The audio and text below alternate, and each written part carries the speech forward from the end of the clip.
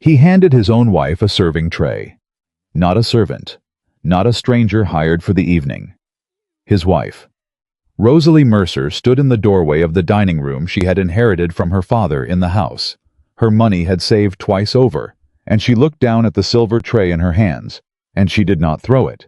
She did not scream. She did not cry. She simply looked up at her husband with eyes that had long since finished grieving, and she said, "Yes, Calvin." That was the most devastating thing about it. She had already learned that survival sounds like agreement. If this story stays with you, please subscribe and follow Rosalie all the way to the end. Drop a comment with the city you're watching from. I want to see exactly how far this story travels. Just the Maid. The wine glass didn't just break. It detonated. 1 second. It was in Calvin Mercer's hand. The next, it was nothing red wine, clawing down the parlor wall, like blood from an old wound. Crystal fragments scattered across the hearthstone, bright and useless and sharp. Rosalie did not flinch. She stood in the parlor doorway, with her hands folded in front of her, and she watched the wine run down the wallpaper. Wallpaper she had chosen in a house her father had built on land. Her inheritance had kept from the creditors twice over, and she thought with the particular clarity of a woman who has survived long enough to stop being surprised, "He's scared tonight." Calvin scared was more dangerous than Calvin angry. Angry was loud and obvious. Scared was quiet and calculating, and it was always worse. He turned from the wall, smoothed his lapels, adjusted his dinner coat with the careful attention of a man who needed every surface of himself to appear composed, and fixed his eyes on Rosalie. With that expression she knew the way she knew weather, the one that meant the storm was still deciding how bad it intended to be. "Clean that up," he said, "and change your dress before he arrives. You look like something from the laundry." Rosalie looked down at her dress. Pale blue silk. Pressed that afternoon. The same dress her mother had wept over at her wedding, called beautiful, called worthy of you. Sweetheart. Back when the word worthy had still meant something in Rosalie's life. She said nothing. "Did you hear me?" "Yes, Calvin." "Then move." She moved.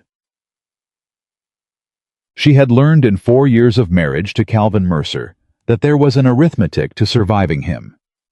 Argue, and the cost was immediate, physical, and unpredictable.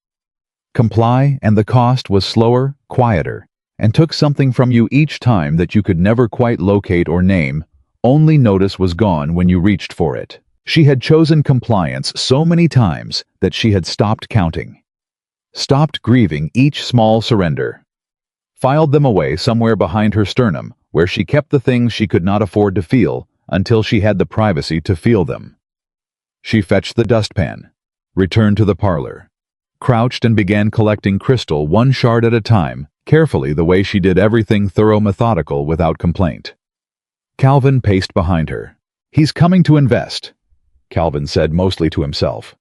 200,000, maybe more. Blackwood money would stabilize the Portland contract. The Hargrove loan, everything. "The Hargrove loan," Rosalie said quietly, "is secured against a warehouse that burned 11 months ago." The pacing stopped. She did not look up from the glass. "What did you say?" "You reported the fire to the insurance company," she said, keeping her voice even, conversational, the tone she used when she needed him to hear the information and not the challenge inside it. "But you didn't report it to Hargrove. The collateral on that loan no longer exists." "Calvin, if Blackwood's attorneys look at the paperwork, they won't. If they do, they won't." He crouched down until his face was level with hers, close enough that she smelled the brandy, 3 glasses she estimated, maybe 4.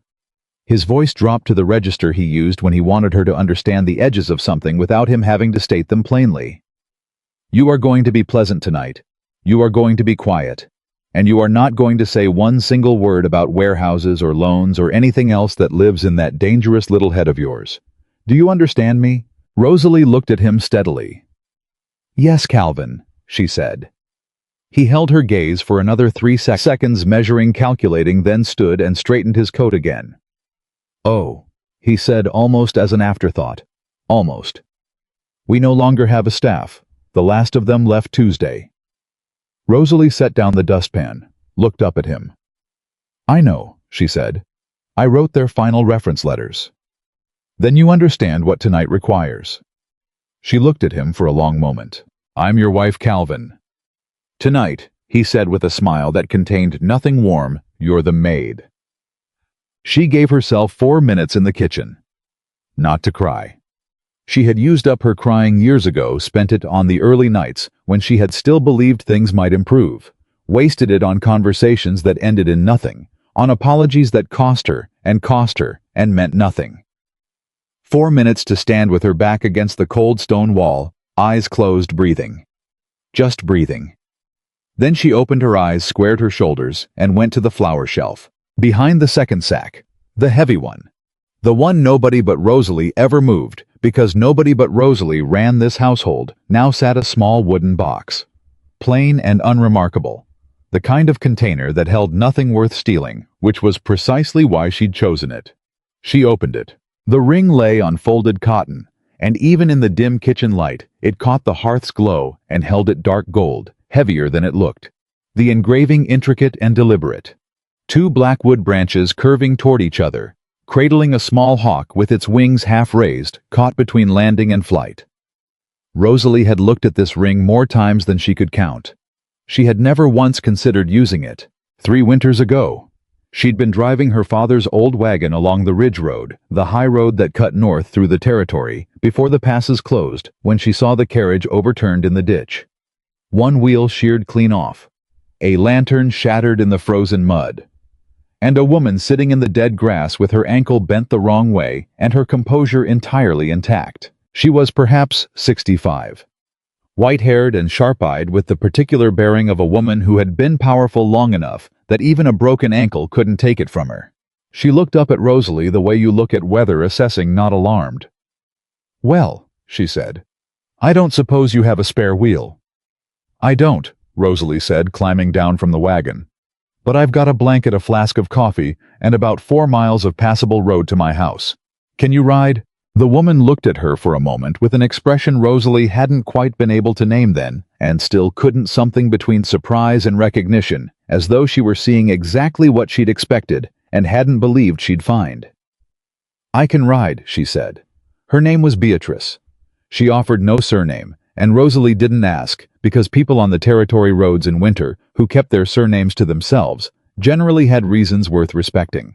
Rosalie brought her home, settled her in the warmest room, sent a rider to town for the doctor, argued cheerfully thoroughly when Beatrice declared that the carved chair by the window ought to be broken up for firewood because the temperature was dropping. "It's a perfectly good chair," Rosalie said firmly. "It's a piece of furniture," Beatrice said. "You are a person. Furniture is replaceable." "So is firewood," Rosalie said. "And I know where the woodpile is." Beatrice had stared at her for a moment. Then she laughed, a real laugh, sudden and full, the kind that surprised the person doing it, and said, "Lord, you are something else, aren't you, girl?" "I'm just practical," Rosalie said. "No," Beatrice said more quietly. "You are something else." She stayed 2 nights. On the morning of the 3rd day, well enough to travel, she sat at Rosalie's kitchen table and drank coffee and watched her with those sharp, assessing eyes. "You never asked who I was," Beatrice said. "Wasn't my place." "It might have been, if you'd—" Rosalie set a plate of biscuits between them and sat down. "Ma'am, I've found that people who need help are people who need help. The rest is details." Beatrice was quiet for a long moment, turning her coffee cup in her hands.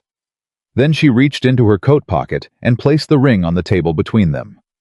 Rosalie didn't touch it, just looked at it. "That's a valuable piece," she said carefully. "It is. It belongs to my family." Beatrice looked at her steadily. "My son is someone whose name opens certain doors in this territory and beyond it. I want you to have this. Keep it.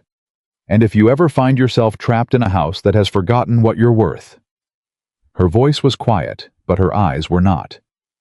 "Show it to him." Rosalie looked at the ring for a long time. Then she looked up. "Ma'am," she said gently but plainly, "I don't intend to need saving." Beatrice's expression didn't change, but something in it softened the recognition again, and this time it carried something that might have been sadness. "Keep it anyway," she said. "Kindness ought to have a door it can open, in case it ever needs one." Rosalie had kept it for 3 years. She had not told Calvin about it. Some buried animal instinct for self-preservation. Something that had survived every year of their marriage by staying very small and very quiet, had kept that box behind the flour sacks, while everything else she owned was catalogued, leveraged, and spent. Now she stood in her kitchen and listened to Calvin moving in the parlor above her, and she thought about the ledgers. The duplicate cargo numbers she'd found 6 months ago. The insurance payment that didn't match the fire report. The loans secured against collateral that no longer existed. She thought about Calvin upstairs on Tuesday, going through her drawers, methodical cold-lifting mattress edges, checking the backs of shelves while she stood in the doorway, and watched him with her hands very still, because the stillness was the only thing she had left that was entirely her own. She thought, if he finds this box tonight, it's gone by morning. She lifted the ring from its cotton cloth. She slipped it onto the third finger of her right hand, not to ask for help.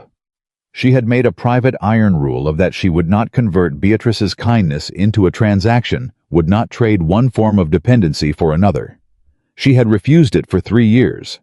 But the ring was safer on her hand than hidden in any box in any house Calvin Mercer could search. She picked up the serving tray. She went back upstairs. Adrian Blackwood arrived at 7 o'clock precisely, and the first thing Rosalie noticed was that he didn't announce himself. No sweep of the door, no performance of entrance. He simply came through, tall, dark-coated, broad through the shoulders, handed his hat to Calvin with a brief nod, and stood in the entryway with the unhurried ease of a man who had never once in his life needed a room to know he was in it. His eyes moved across the hallway with the quick, comprehensive attention of someone accustomed to reading situations rather than accepting their surfaces. They landed on Rosalie for exactly 2 seconds. Just long enough for something to cross his expression. Not quite recognition, not quite curiosity. Something in between. Something she couldn't name, before he turned to Calvin with an extended hand and allowed himself to be guided toward the parlor. Rosalie looked down at the serving tray in her hands. Survive tonight, she told herself. Just tonight. She went to fetch the wine. The dinner was a performance, and Calvin had always been a gifted performer. He was playing successful businessman, expansive, confident, full of easy laughter, and numbers that sounded impressive if you didn't know what lived underneath them. He had a real talent for it, a gift for filling a room with his own conviction, until the conviction became contagious, until the listener began to forget to ask the questions that would unravel everything. Adrian Blackwood. It became clear within 20 minutes was not that kind of listener. He asked questions, not aggressively, not confrontationally, in the mild, pleasantly interested tone of a man making dinner conversation, but each question landed with surgical precision, and each of Calvin's answers led naturally, inevitably to a follow-up that required slightly more specificity, slightly more detail, pulled the thread of Calvin's story slightly tighter. Rosalie moved around the table, quietly pouring and removing, and becoming invisible the way she had learned to present without taking up space there, without being perceived. And she watched Adrian Blackwood work and thought, he already knows. He came here already knowing something is wrong. Calvin sensed it too. She could see it in the slight tension around his jaw, the way his laughter came a half-beat too quickly, the way his hands wanted to move, but kept being disciplined back to stillness. The Portland contract, Adrian said pleasantly, refilling his own glass before Rosalie could reach it, a small gesture, almost unconscious, that somehow communicated that he had noticed she'd been on her feet for 40 minutes. You mentioned 3 vessels operating under that contract. The Hargrove, the Alderton, and the Marceline, Calvin said smoothly. She runs the northern route, August through October before the weather closes the passes. The Marceline, Adrian repeated. And she docked at the Portland warehouse in September. She did. Excellent timing, Adrian said, given the warehouse fire. A beat of silence. Calvin began. The warehouse burned in October, Rosalie said. She hadn't planned to say it. Or perhaps she had, perhaps some part of her, the part that had been maintaining Calvin's accounts for 4 years and knew every number and every discrepancy by heart, had simply reached its limit. Perhaps it had simply decided that silence had protected her long enough and served Calvin far too well. Both men looked at her. Calvin's expression was the one she knew. The flash of cold fury contained immediately behind a social mask the rapid calculation of damage. Adrian's expression was different. He was listening. "The fire was October 14th, Rosalie said, keeping her voice even. The Marceline's September manifest lists the Portland warehouse as her dock of record, but the insurance claim was filed 11 days before the fire." She paused. "The math doesn't agree with the story." The silence in the room had a texture to it. Calvin said very quietly, "Rosalie." Just her name. Just that one word. But she knew every register of his voice knew this one, the way you know the sound of a door being locked from the outside, and for one long moment, the familiar weight of it pressed against her chest. The old reflex, the learned flinch, the 4-year habit of stepping back. She did not step back. "Go to the kitchen," Calvin said. Still quiet, still controlled. The performance of a man who was managing a mildly embarrassing domestic situation. "Now please." "Stay," said Adrian Blackwood. Not loudly. He didn't need volume. He said it the way he said everything, with the particular weightless authority of a man who had never needed to raise his voice, because no room he'd entered had ever required it. Calvin looked at him. Adrian looked at Rosalie. "You were saying," he said, "about the manifest." Rosalie looked at her husband. She thought, this is the moment. This is the precise place where the next 4 years of your life will be decided. Not by him. Not by this man across the table. By you. By what you say next or don't say. She thought about the ledgers she had memorized. The numbers she had copied into a small notebook and hidden in the same box that used to hold the ring. She thought about Calvin searching her drawers on Tuesday. She thought about the flour sacks. She thought, if not now, when? "The duplicate cargo numbers," she said. "On the Hargrove invoices, invoice numbers 114 and 114A both appear in the June ledger. One is the original. One is a forgery. They pull from the same cargo, but they're filed against 2 separate insurance policies."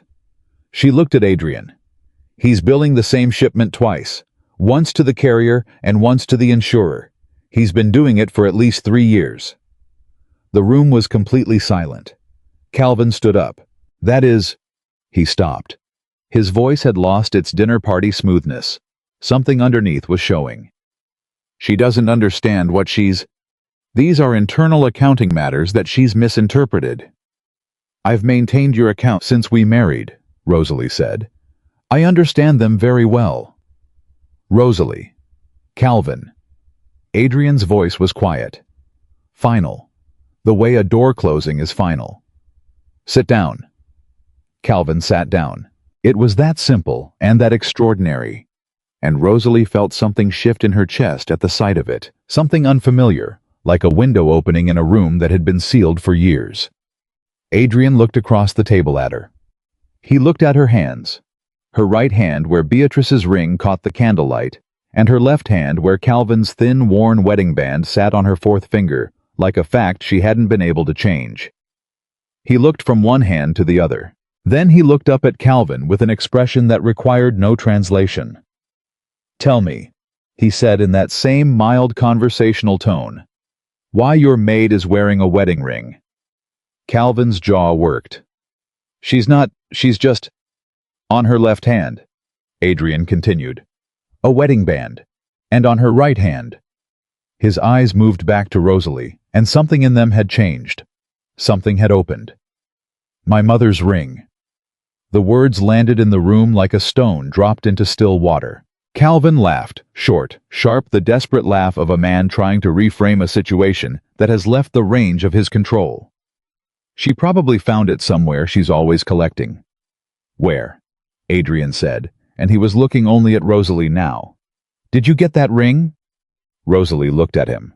She thought about a ridge road in winter, about frozen grass and a broken lantern, and a woman with fierce eyes who looked at a broken ankle like a minor inconvenience. About 2 nights on a settee, and an argument about a chair and a cup of coffee, and kindness ought to have a door it can open.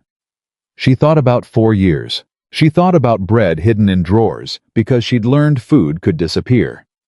About waking before dawn convinced she'd forgotten something. About apologizing whenever someone else dropped something. She thought, if this is the door, then open it. 3 winters ago, she said, I found a woman on the ridge road north of town. Her carriage had overturned. She'd injured her ankle. I brought her home and kept her 2 nights. Adrian had gone very still. Her name was Beatrice, Rosalie said. Something happened in his face. Not a performance. Not composure cracking, composure dissolving briefly, completely, like ice meeting something warm. It lasted only a moment, but she saw it and she recognized it, because she knew what it looked like when a person received news they had been carrying the absence of for a very long time. Her ankle, he said. His voice had changed. She'd hurt her ankle in the fall. Yes, the lantern on the carriage. Broken, in the mud beside the ditch. She argued with you. His voice was very careful now, very precise, as though he were handling something fragile. About burning something. A chair, Rosalie said. She wanted to break it up for firewood. I told her it was a perfectly good chair, and I wouldn't have it on my conscience. Adrian closed his eyes for exactly 3 seconds. When he opened them, something had resettled in his expression. Not the dinner party composure from before, but something quieter and more real. She spent the last year of her life looking for you, he said. Rosalie felt the words like a hand pressed briefly against her chest. She didn't know my name, Rosalie said quietly. She never asked. She described you very specifically. His voice was low. Dark-haired woman, flower on her coat. A quality of stillness, she said, like someone who had learned that most problems resolve themselves if you give them enough silence. He paused. She said you were the most capable person she had ever inconvenienced. Rosalie felt her throat tighten. She did not let it show. She was an extraordinary woman, she said. She was. He held her gaze. She died in the spring, 8 months ago. The grief was quiet and specific and real. The grief of losing someone you had known briefly, but genuinely, which is its own particular kind of loss. I'm sorry, Rosalie said, and meant it. The ring. His eyes moved to her right hand. She gave it to you. Before she left. I told her I didn't need it. Rosalie looked down at the dark gold band, the hawk between the branches, and felt all 3 years of its weight in the palm of her hand. She said kindness ought to have a door it could open in case it ever needed one. And tonight it did, he said. I put it on to keep it safe, Rosalie said. Not to ask for anything.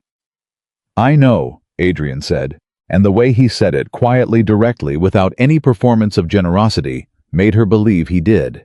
He turned to Calvin then. Calvin was sitting very straight in his chair, with the expression of a man who had watched a situation evolve beyond every contingency he had prepared for, and who was now engaged in the rapid, desperate work of finding a new angle. Blackwood, he said. Whatever she's told you, there's context here that you don't. Why, Adrian said, is your maid wearing a wedding band on her left hand?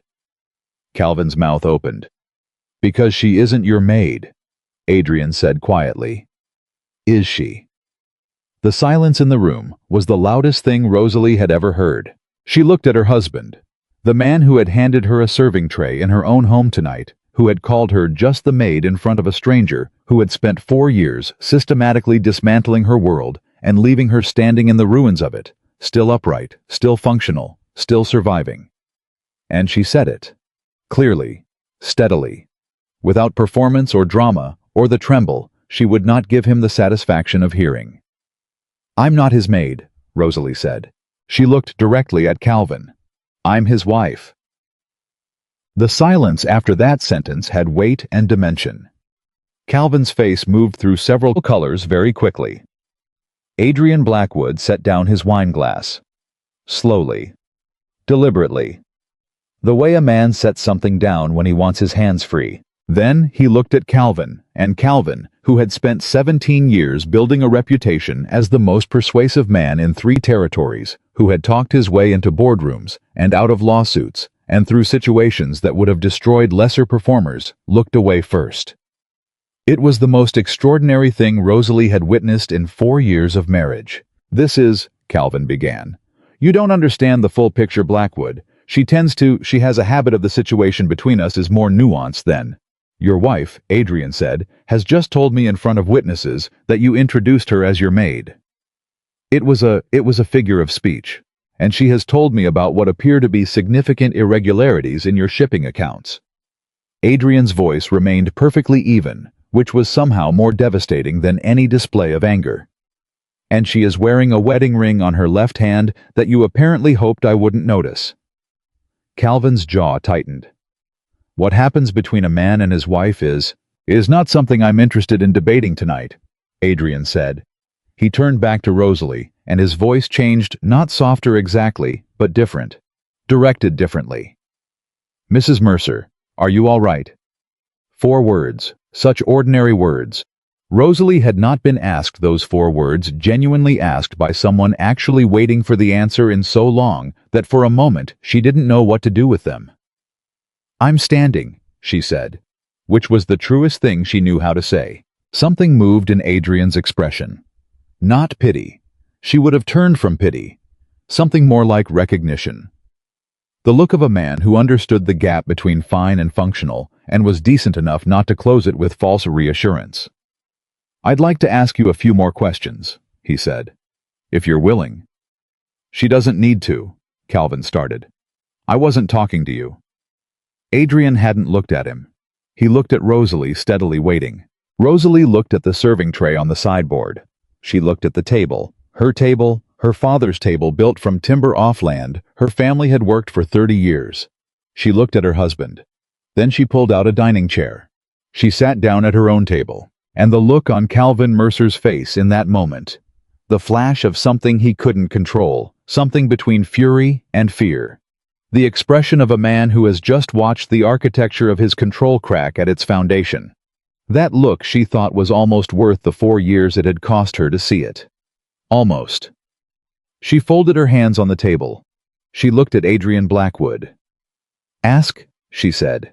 Adrian asked questions the way a good lawyer did, not to trap, but to understand. And the difference Rosalie realized was that he actually waited for the answers. "The duplicate invoice numbers," he said. "You mentioned 114 and 114A. How long have you known about them?" 6 months, Rosalie said. "I found the first one in January. By March I had identified 11 others." 11? Adrian repeated. "Across 3 ledger books. The pattern starts in the 2nd year of our marriage." She kept her voice level factual, the way she had trained herself to discuss Calvin's finances, as though they belonged to a stranger, as though none of it had been built on the slow, methodical dissolution of everything her family had spent 3 generations accumulating. He files a legitimate cargo manifest with the shipping authority.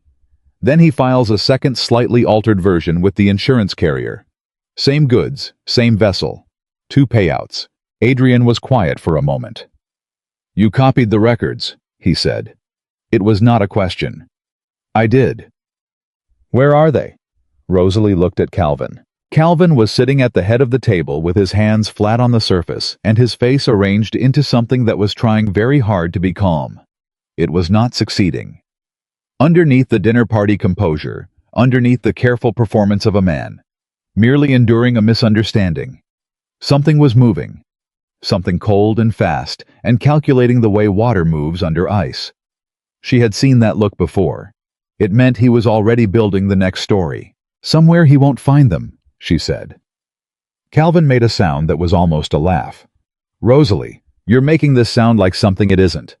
Blackwood, I want you to understand, she has a tendency to misread accounting documents. She doesn't have the training to interpret. She just accurately identified a fraudulent insurance filing scheme from memory." Adrian said pleasantly. "In considerable detail, without notes." He looked at Calvin with an expression of polite, implacable interest. "Would you like to tell me what training she's missing?" Calvin's mouth closed. Rosalie felt something dangerous stir in her chest.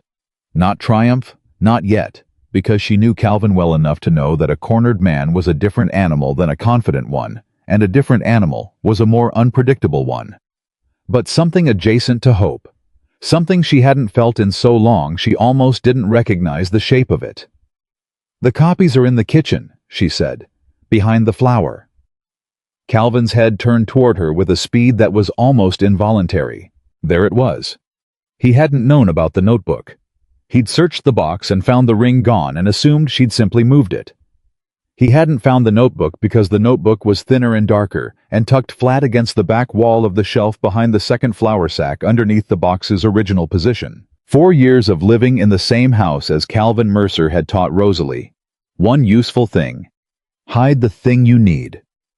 Behind the thing he's already decided isn't worth looking at twice. "I'll get them," she said and stood. "You will sit," Calvin started. "Let her go," Adrian said. Calvin looked at him. Adrian looked back. Rosalie walked to the kitchen. She moved without hurrying, without any of the scurrying compliance Calvin had trained into her over years of dinner parties and household management, and the slow erosion of every instinct that might have looked like self-possession. She walked, the way she had walked before. Before the marriage. Before the first year. Before she had learned that moving too confidently through a room could invite a commentary she didn't want to hear. She walked like someone who was practicing remembering how. The notebook was exactly where she'd left it. Small, brown-covered, unremarkable. 43 pages of her own handwriting, dates, amounts, vessel names, invoice numbers, cross-references, discrepancies, flagged in the margins with small, neat asterisks. 4 years of paying attention distilled into 43 pages of evidence. She picked it up. She stood in the kitchen for exactly 5 seconds. Then she went back. She set the notebook on the table in front of Adrian Blackwood. He opened it.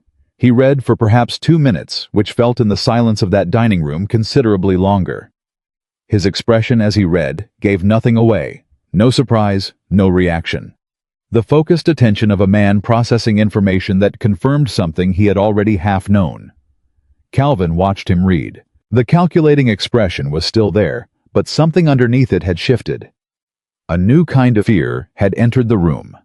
Not the fear of exposure exactly, but the fear of someone who realizes that the trap they've been building has been documented by the person they were building it around. "These are fabricated," Calvin said finally. She's been constructing this Blackwood, I don't know when or why, but she's been unhappy for some time, and this is..." "Calvin," Adrian said, not looking up from the notebook. "The invoice numbers she's listed here match the filing dates you gave me during our correspondence last month." He turned a page. "These are your numbers, from your own records." Silence. "Your own numbers." Adrian repeated quietly, almost gently, the way you say something to a man when you want him to understand that the conversation he thought he was having is not the one that's actually occurring. "Filed with your own signature. Which means either your wife fabricated documents and somehow predicted the exact filing dates you would share with me in a private letter 6 weeks ago." He looked up. "Or you've been committing insurance fraud for 3 years. Calvin said nothing. The silence in that room was the most complete silence Rosalie had ever sat inside. And then Calvin Mercer did something she had not expected. He looked at her, not with the cold fury she knew, not with the calculating distance, but with something rawer than either, something almost like desperation. "Rosalie," he said, "don't do this."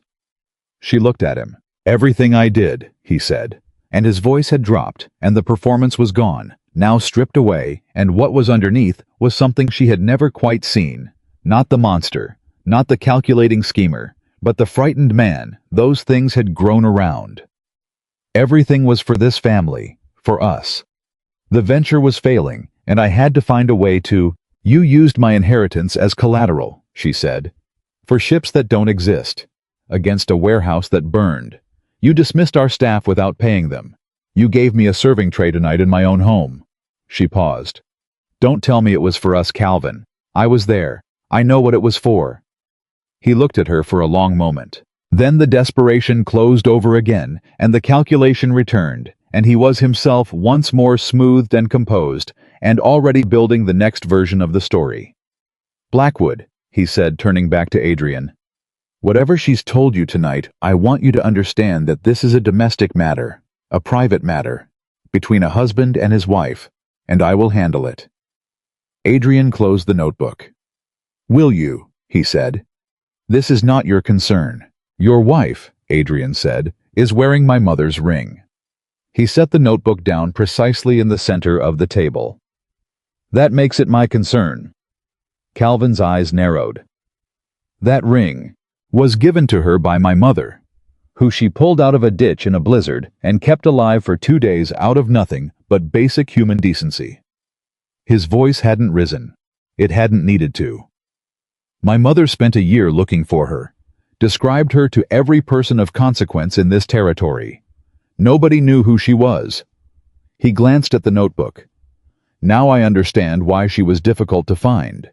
She'd married a man who preferred her invisible." The word landed in the room like something thrown. Calvin's face went very still. "I think," Adrian said, "that we should discuss what happens next, the three of us." "There is no three of us," Calvin said. "There is a business negotiation between two men and a domestic situation that has nothing—" "There is no business negotiation," Adrian said simply. Calvin stared at him. "There never was," Adrian said. "I came tonight because my attorneys flagged 3 of your insurance filings during due diligence. I came to understand the scope of the problem before I decided what to do about it." He picked up his wine glass, looked at it, set it back down. "I did not come to invest." The silence that followed was a different kind entirely. The silence of a structure failing something, load-bearing, giving way. The particular quiet of a world reorganizing itself around a new truth. Calvin stood up. "Get out of my house," he said. "Calvin," Rosalie began. "Get out of my house, Blackwood." Adrian did not stand. He did not raise his voice. He did not do anything that could have been read as aggression or alarm. He simply looked at Calvin Mercer with the patient, clear-eyed attention of a man who has all the time in the world and knows it. "Sit down, Calvin," he said. "This is my—" "Is it?" Adrian asked. He looked around the room with the expression of a man doing arithmetic. "Because according to the property records my attorneys pulled last week, the deed to this house was transferred from a William Hargrove estate into Rosalie Hargrove's name 14 years ago. She married you 3 years later." His eyes came back to Calvin. "You have not been listed on the deed at any point, which means this house—" He paused. "Is not yours." The room stopped. Rosalie looked up. She had known this. She had always known it. The deed had been in her name since her father died, had remained in her name because Calvin had never asked her to change it, and she had never volunteered some quiet, stubborn, buried instinct in her keeping that one thing for herself without entirely understanding why. She had never thought to use it. "This is my wife's house," Calvin said, and the word wife came out wrong, twisted, possessive, in a way that made Rosalie's skin tighten. "Yes," Adrian agreed. "It is." Calvin looked at Rosalie, and in his eyes finally was the thing she had been waiting to see for 4 years, without knowing she was waiting for it. Not rage, not cruelty, but simple, undisguised fear. The fear of a man who has built everything on someone else's foundation and just felt the ground shift. "You did this," he said. His voice was very quiet. "You planned this. You had him come here, you—" "I didn't know he was coming," Rosalie said. "I didn't know who he was until tonight." "Then how—" "I kept records," she said. "Because I am not stupid, Calvin. I have never been stupid. You simply found it useful to behave as though I was." Something in his expression cracked open, not into remorse, into something uglier. The particular ugliness of a man who realizes he has underestimated someone for years and cannot decide whether to be angry about what that cost him or afraid of what it means now. "You will regret this," he said. It was meant to be a threat. It sounded like a man talking to himself. Adrian stood, then unhurried, deliberate. And when he was on his feet, the room shifted around him, the way rooms shifted around men who were accustomed to occupying them completely. "Mr. Mercer," he said, "my attorney will be in contact with yours by Friday. In the meantime, I would strongly suggest you speak to no one about tonight's conversation. The insurance filings are already in the hands of people who know what to do with them." He straightened his coat. The rest depends on what choices you make in the next 72 hours. Calvin didn't move. Adrian turned to Rosalie. Mrs. Mercer, I'd like to speak with you privately if you're willing. Not in this house. Rosalie looked at Calvin. Calvin looked at the notebook. She picked up the notebook from the table, tucked it under her arm, and looked at her husband one more time. This man she had cooked for, and cleaned for, and covered for, and kept the accounts of, and survived for 4 years, with the expression she had been training herself toward without knowing it. Not hatred, not triumph. Just the clear, quiet look of a woman who has finally stopped pretending that what she sees isn't what it is. "I'll get my coat," she said. She walked out of the dining room. She walked past the parlor where the wine still stained the wallpaper. She walked past the kitchen where the flour sacks sat against the back wall and the wooden box sat empty. Now the ring gone from it, the notebook gone. She went upstairs. She put on her coat. She came back down. Calvin was still standing in the dining room. She could hear him from the hallway. Not words, just the particular quality of a man breathing in a room where everything has just changed, the sound of someone recalculating in the dark. She did not go back in. She walked out of the front door of her own house, and the cold night air hit her face like something she had forgotten was possible. And she stood on the porch for exactly 1 moment and just breathed. Adrian was waiting at the bottom of the porch steps. He had his hat in his hands. "I have a carriage," he said. "Martha Keene. She's a widow, a friend of my family's. She keeps a boarding house on the north end of town. She's discreet and she's capable, and you would have your own room and your own key." He paused. "I'm not telling you where to go. I'm telling you the option exists." Rosalie looked at him. "And what do you get?" she asked. "From this?" He looked slightly surprised. Not offended, genuinely surprised, as though the question hadn't occurred to him in the form she'd asked it. "The fraud cases against your husband will be stronger with your testimony and your records," he said. "That's practical. I won't pretend it isn't." "And the rest of it," she said. "The boarding house, Martha Keene, the discreet room with the key." He was quiet for a moment. "My mother," he said, "spent the last year of her life trying to find a woman who helped her because it was the right thing to do, who turned down the ring the first time she offered it, who kept it for 3 years and only used it when she absolutely had to." He looked at Rosalie directly in that way he had uncomplicated clear, without the performance of either sympathy or admiration. "She told me when she gave up trying to find you, that if I ever met someone like that, I should not waste the opportunity to be useful." He paused. "So I'm attempting to be useful." Rosalie was quiet. "I traded my father's house for my husband's house once," she said. "I will not trade my husband's house for yours." "It's a boarding house," he said. "Martha Keene is nobody's property, and neither are her guests. You would be a tenant, nothing else. And you'd have no claim on me. None. No debt I'd owe. None." She looked at him for a long moment. This man she had known for 3 hours. This stranger who had walked into her dining room with a trap already built, and somehow in the process of springing it, had given her the first real audience she'd had in 4 years. She thought about the notebook under her arm. About 43 pages of careful, patient documentation. About 6 months of knowing and waiting and choosing her moment. She thought about the flour sacks, about the ring, about the small, persistent, unreasonable habit of survival. She thought. He opened a door. "You still have to decide whether to walk through it." "One condition," she said. "Name it." "I handle my own correspondence with your attorneys. I speak for myself. I don't need you to translate." Something moved in his expression that was not quite a smile, but was adjacent to one something that lived in the corner of his eyes, warm and brief. "Agreed," he said.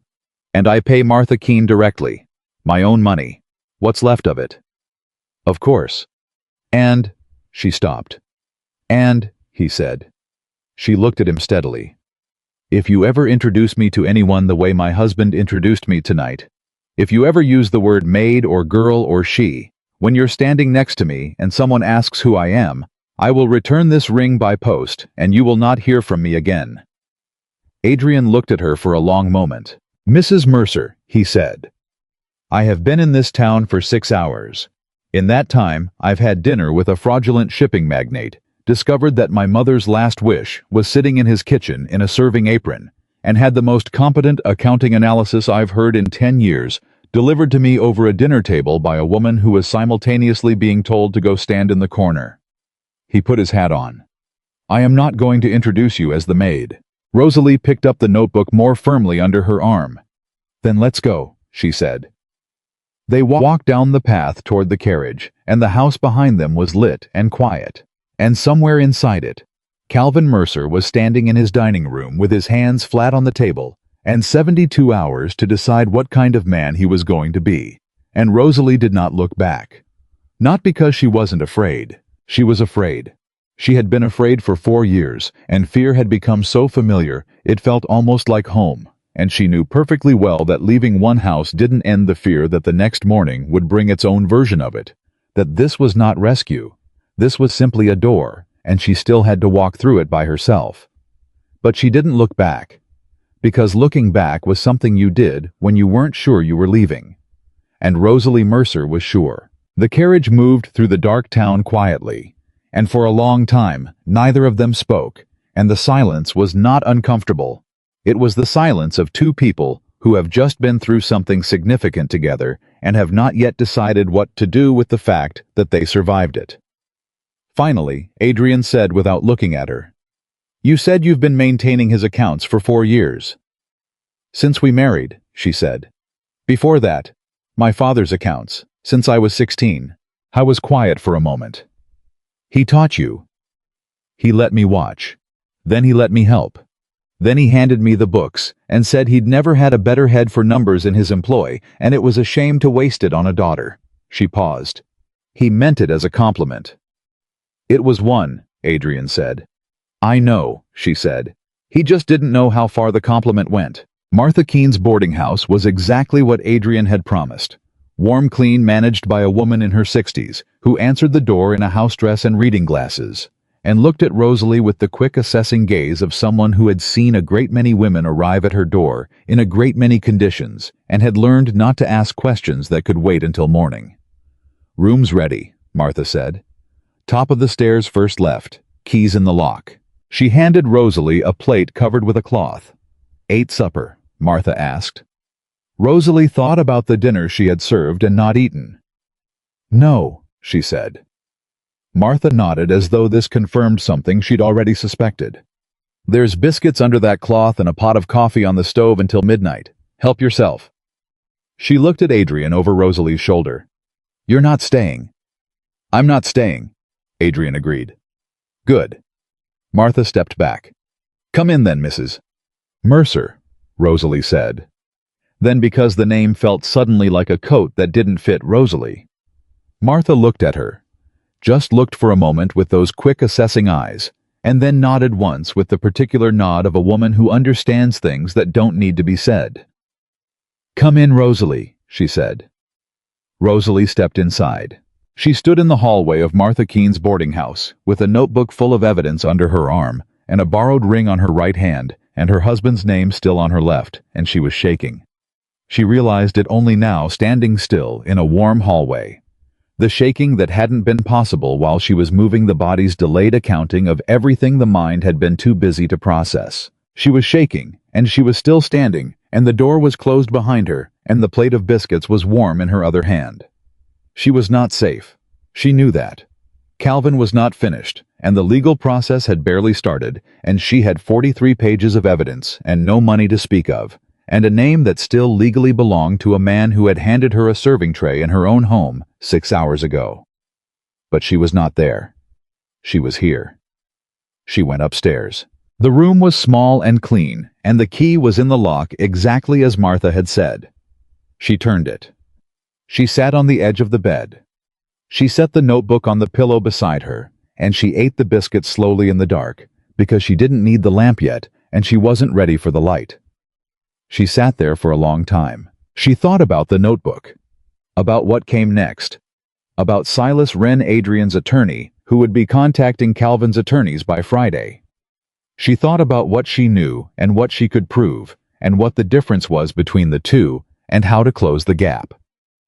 She thought about her inheritance, the portion Calvin had used, and the portion he hadn't found, and what a lawyer could do with 43 pages of careful dated cross-reference documentation. She thought about the ring on her right hand. She thought about Beatrice, fierce and white-haired in a frozen ditch, absolutely undisturbed by a broken ankle, arguing about furniture, with the precise conviction of someone who had never in her life needed to be quiet to be safe. She thought, she knew. She knew before she gave me the ring that I would need it. She knew what kind of house I was in. She thought, how did she know? And then, sitting alone in the dark, in a small clean room, with a key in the lock and a notebook full of her own handwriting. Beside her on the pillow, Rosalie Mercer began to cry. Not because she was frightened, not because she was broken, not because anything had ended badly, because it was the first time in 4 years that she was somewhere Calvin could not hear her. Because she could.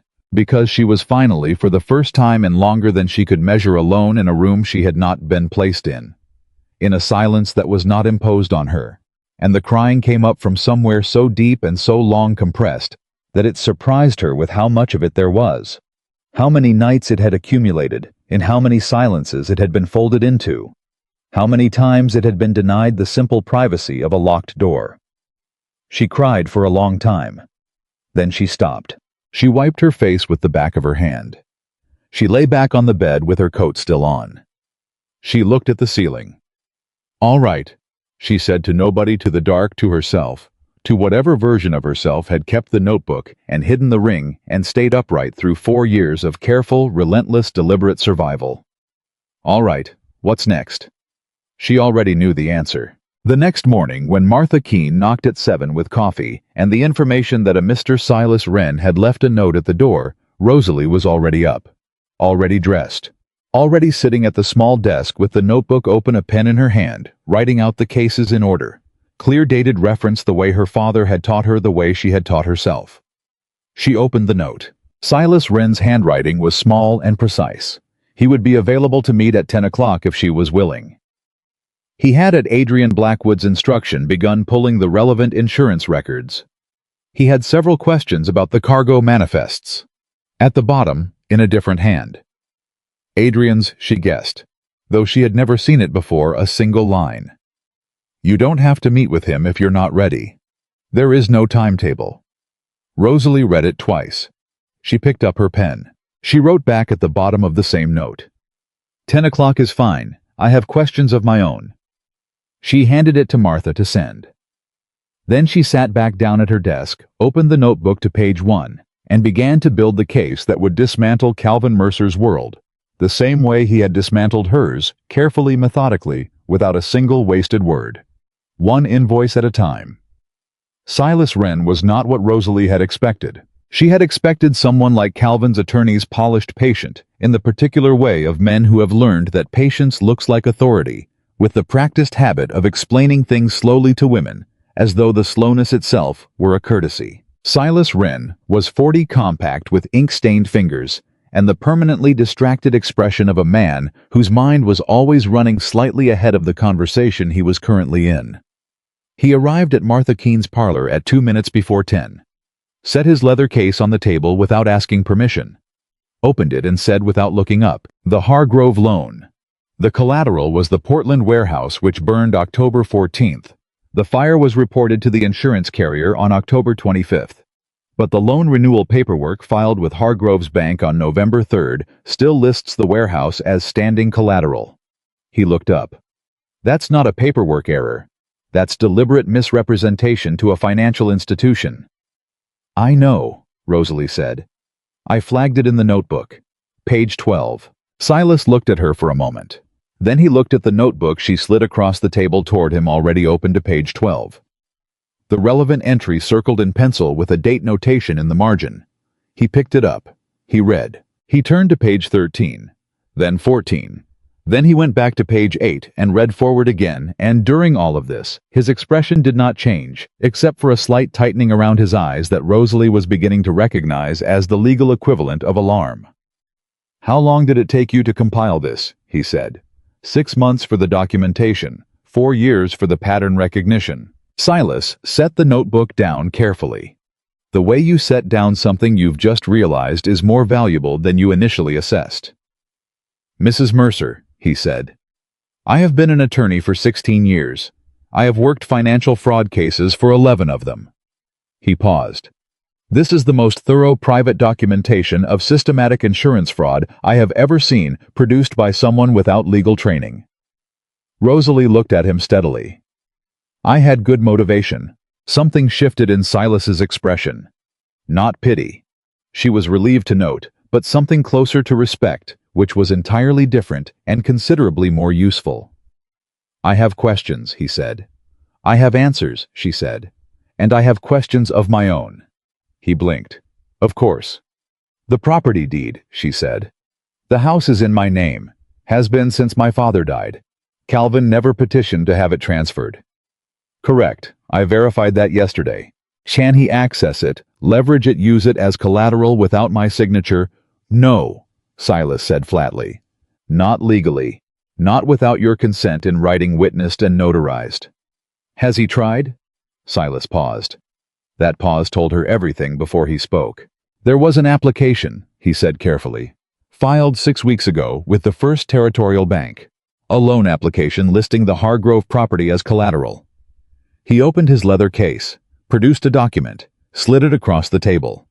Rosalie looked at the signature line, her name, her handwriting, except it wasn't. It was close, very close.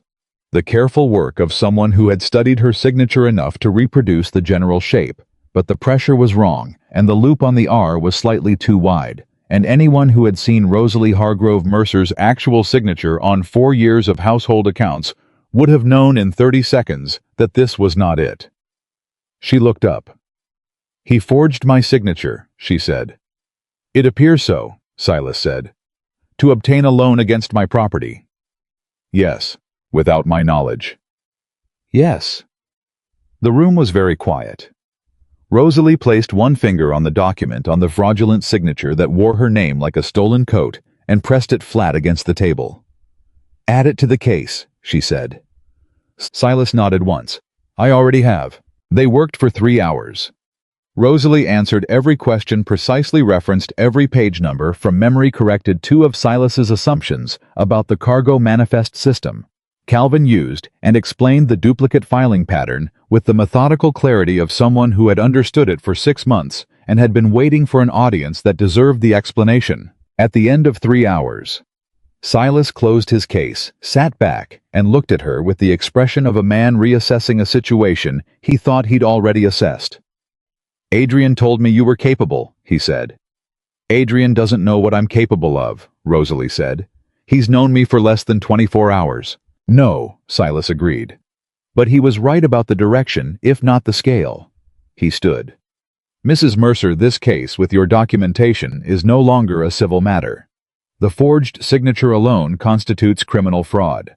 The insurance filings compound it considerably.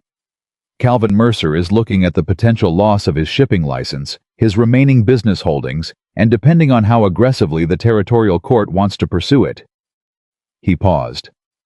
His freedom. Rosalie was quiet for a moment. I want what belongs to me, she said. The property. Whatever portion of my inheritance can be legally recovered. I want my name clean. She looked at Silas directly. I don't want to destroy him. I want to be free of him. Silas looked at her for a moment with an expression she couldn't quite read. Those 2 things, he said carefully, may not be entirely separable. Given the scope of what he's done. Then they're not separable, she said. But they are ordered. The first is what I want. The second is what the law decides. Silas picked up his case. I'll be in contact, he said. After he left, Martha Keene appeared in the parlor doorway with 2 cups of coffee and the expression of a woman who had heard everything through a thin wall and had opinions she was keeping to herself. She set the coffee down. She sat. She said, You doing all right? Rosalie wrapped both hands around the cup. No, she said honestly. But I think I'm going to be. Martha nodded. That's the right order. That was the beginning of the weeks that followed. Weeks that were not dramatic, not cinematic, not the swift, clean deliverance that Rosalie had once, in weaker moments, allowed herself to imagine. They were hard weeks, ordinary and grinding, full of legal correspondence and careful language, and the particular exhaustion of rebuilding yourself at the same time you're dismantling someone else's lies. She hid bread in the drawer beside her bed for the first week before she noticed she was doing it. She woke before dawn every morning for 12 days, convinced she had forgotten something. Some household duty, some account that needed balancing, some consequence she had failed to anticipate.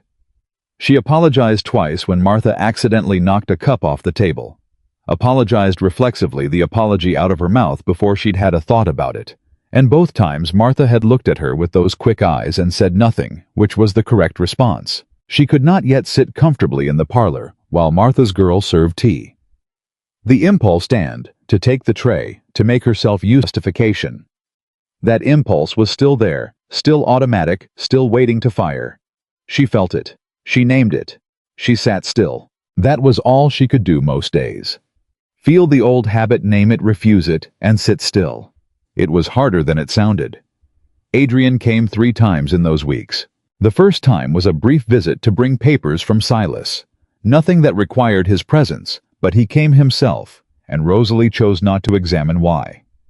They sat in Martha's parlor, and he asked her questions about the cargo manifest system, and she answered them, and when he asked something she didn't know, she said so directly, and when she corrected something he'd misunderstood, he accepted the correction without performance, and at the end of an hour, he stood to leave and said, "Silas wants to know if you'd be willing to review the Alderton shipping records.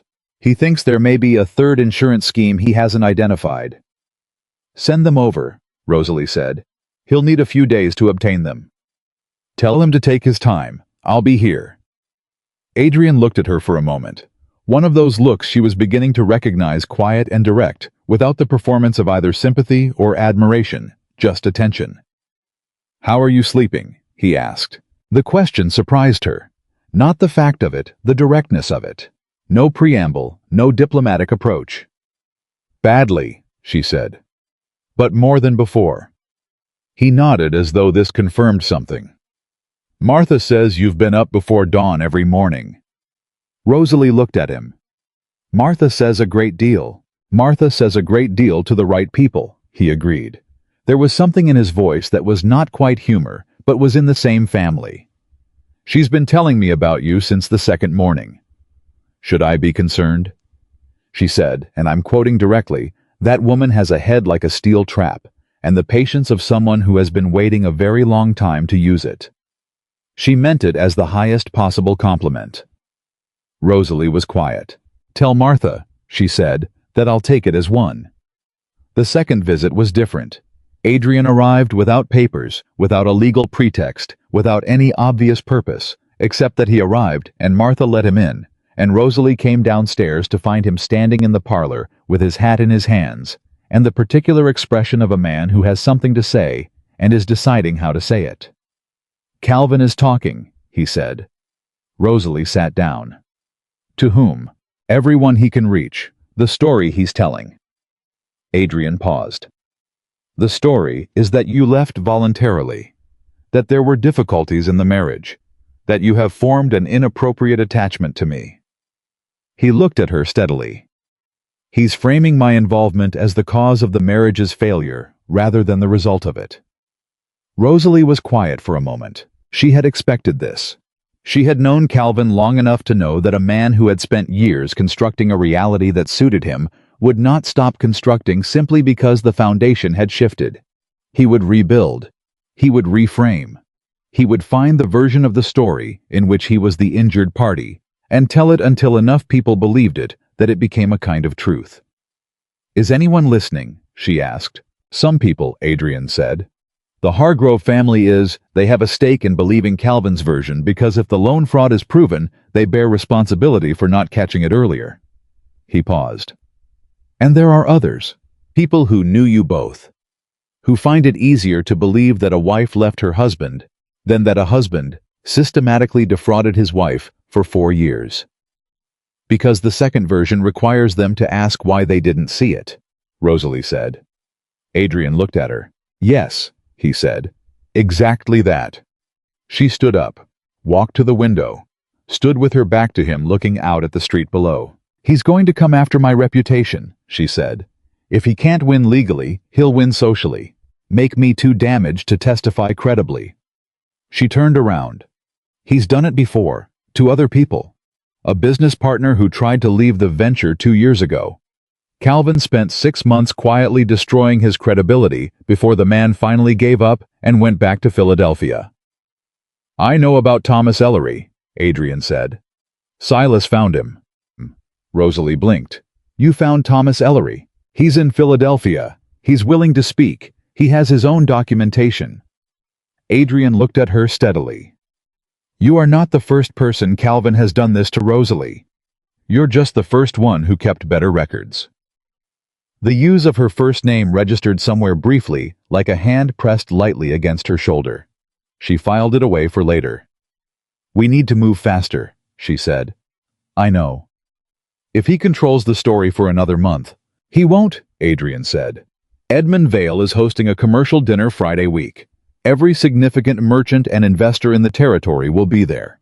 Vale is considering 3 major dock contracts, and 2 of the companies bidding are connected to Calvin's shipping network." He paused. "I've been invited, and I intend to go."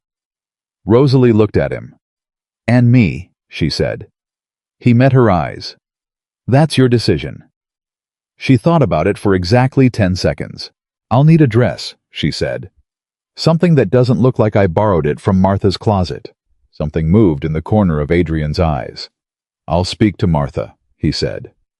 The dress arrived 2 days later, dark green, well made, without being ostentatious, the kind of dress that said, "I belong here," without screaming it. Rosalie put it on the evening before the dinner, and stood in front of the small mirror above the washstand, and looked at herself for a long time. She looked like herself. She had been afraid she wouldn't. The Edmund Vale dinner was held in the largest private dining room in the territory's most established hotel. And it was full 30 men and perhaps 8 women. The women all attached to someone, all peripheral, all decorative in the way that women at these dinners were expected to be decorative present, but unobtrusive visible, but not heard. Rosalie knew the type of room. She had served in rooms like this. She walked into it on nobody's arm and took a seat near the middle of the table between a shipping attorney from Portland and a merchant's wife who looked at her with the quick sidelong assessment of a woman who was trying to place her in the social hierarchy and was finding the task unexpectedly difficult. Adrian was across the table 3 seats down. He caught her eye once as she sat a brief acknowledgement and then returned to his conversation with Edmund Vale, who was a broad, red-faced man with the jovial authority of someone accustomed to being the most important person in every room he entered. Rosalie unfolded her napkin. She looked at the menu. She breathed. Calvin arrived 20 minutes late. She felt him before she saw him, felt the particular shift in the room's atmosphere, the slight recalibration of attention, the way conversations paused and restarted. She set down her fork very deliberately and did not turn her head. She let him find her. He did. She felt his gaze like a hand on the back of her neck, the old familiar pressure of being watched by someone who had spent years watching her for signs of disobedience. She picked up her fork again. She ate. She waited. Calvin seated himself 4 places from her between 2 men she didn't recognize. She watched him from the corner of her eye perform the entrance, the handshakes, the easy laughter, the smooth reassumption of the successful businessman persona, as though he had never taken it off. He was very good. He had always been very good. He didn't look at her again for 20 minutes. When he did, it was to address Edmund Vale. "I understand you're considering several bids for the Northern Dock contract," Calvin said with the confident expansiveness of a man on familiar territory.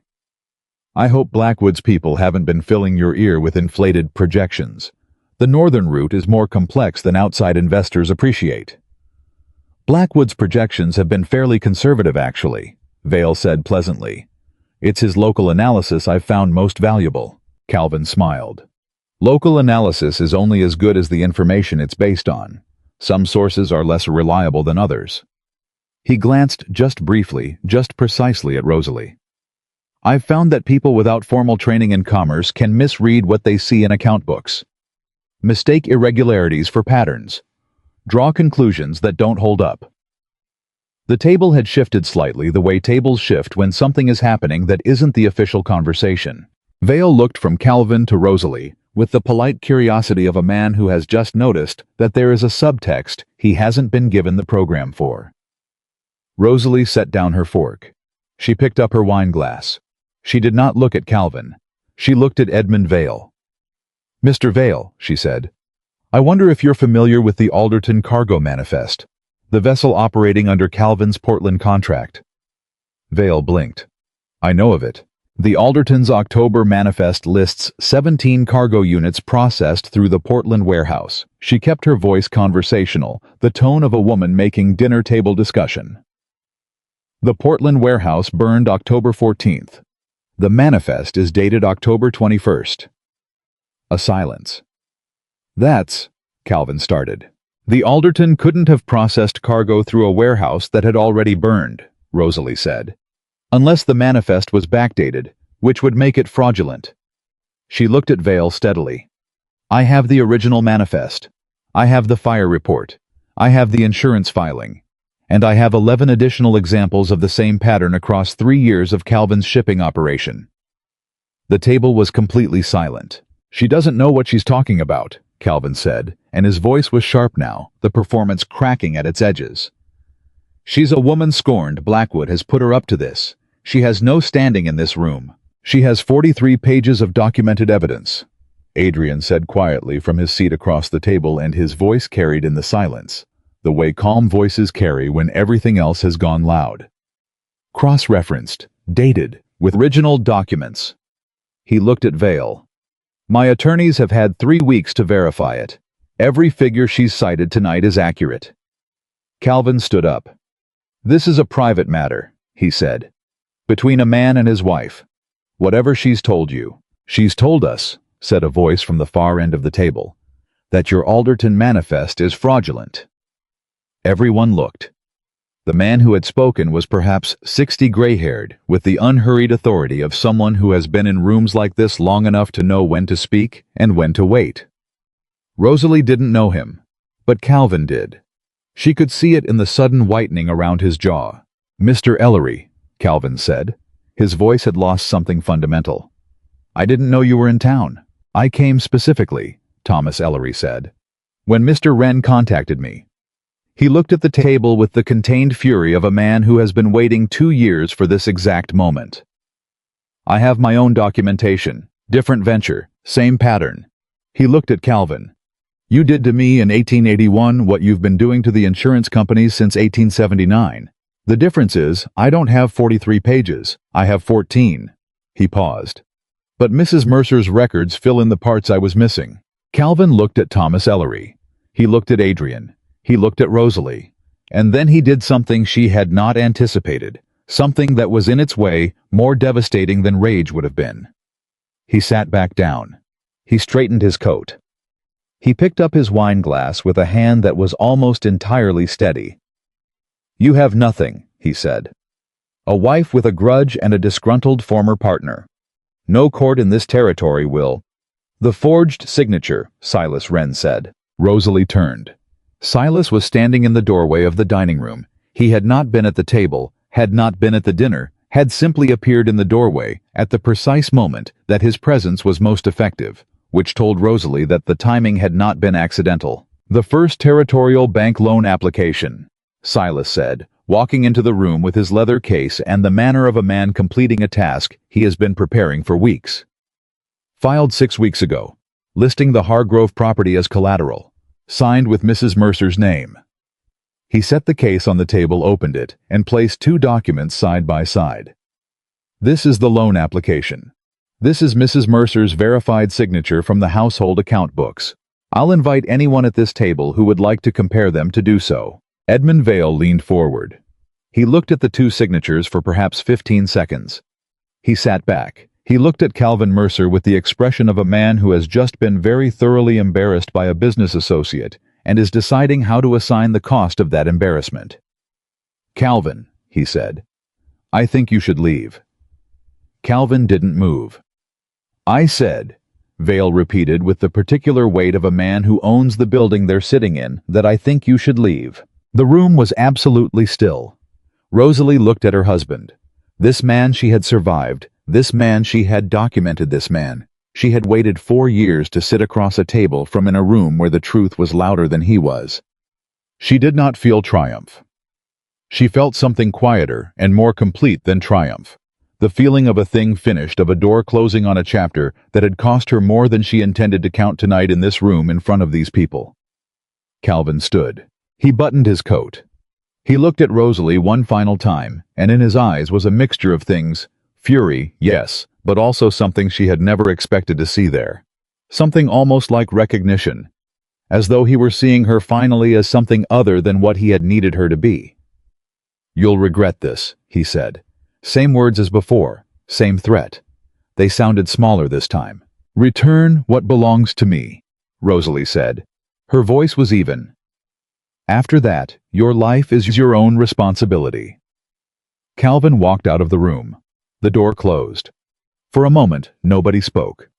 Then Edmund Vale turned to Rosalie with the reassessing expression of a man who has just watched something he did not expect from someone he had not been watching, and said, "Mrs. Mercer, I wonder if you'd be willing to walk me through these manifests in more detail."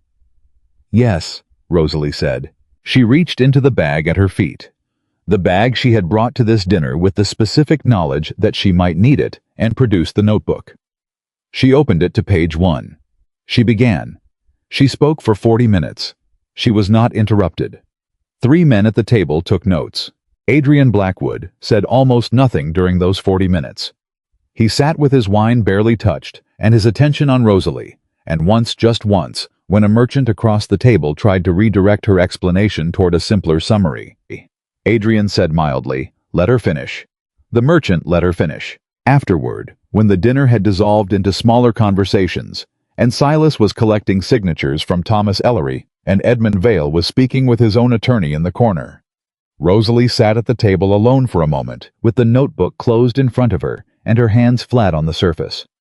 Adrian sat down beside her, not across from her, beside her. "You didn't need me tonight," he said. "No," she agreed. "I brought Ellery and Silas." "I know, that was useful, but the rest was mine," she said. He was quiet. "Why didn't you intervene?" she asked. When Hargrove's attorney tried to redirect, "Because you were handling it," he said simply. "And I have found in my experience that interrupting a person who is handling something generally produces 2 problems instead of 1. Rosalie looked at him. "That's a learned behavior," she said. "You didn't come in that way." Something shifted in his expression. "No," he said. "I didn't." She thought about all the things she might ask next, about how a man who arrived knowing she was in a trap, who had spent 3 weeks building a legal case, who had brought Thomas Ellery from Philadelphia, and timed Silas's entrance to the minute, how such a man learned to sit still and let someone else finish. She decided to ask it later. "Silas said the forged signature makes it criminal," she said. "That Calvin is looking at losing his license, his holdings." She paused. "His freedom." "Possibly," Adrian said.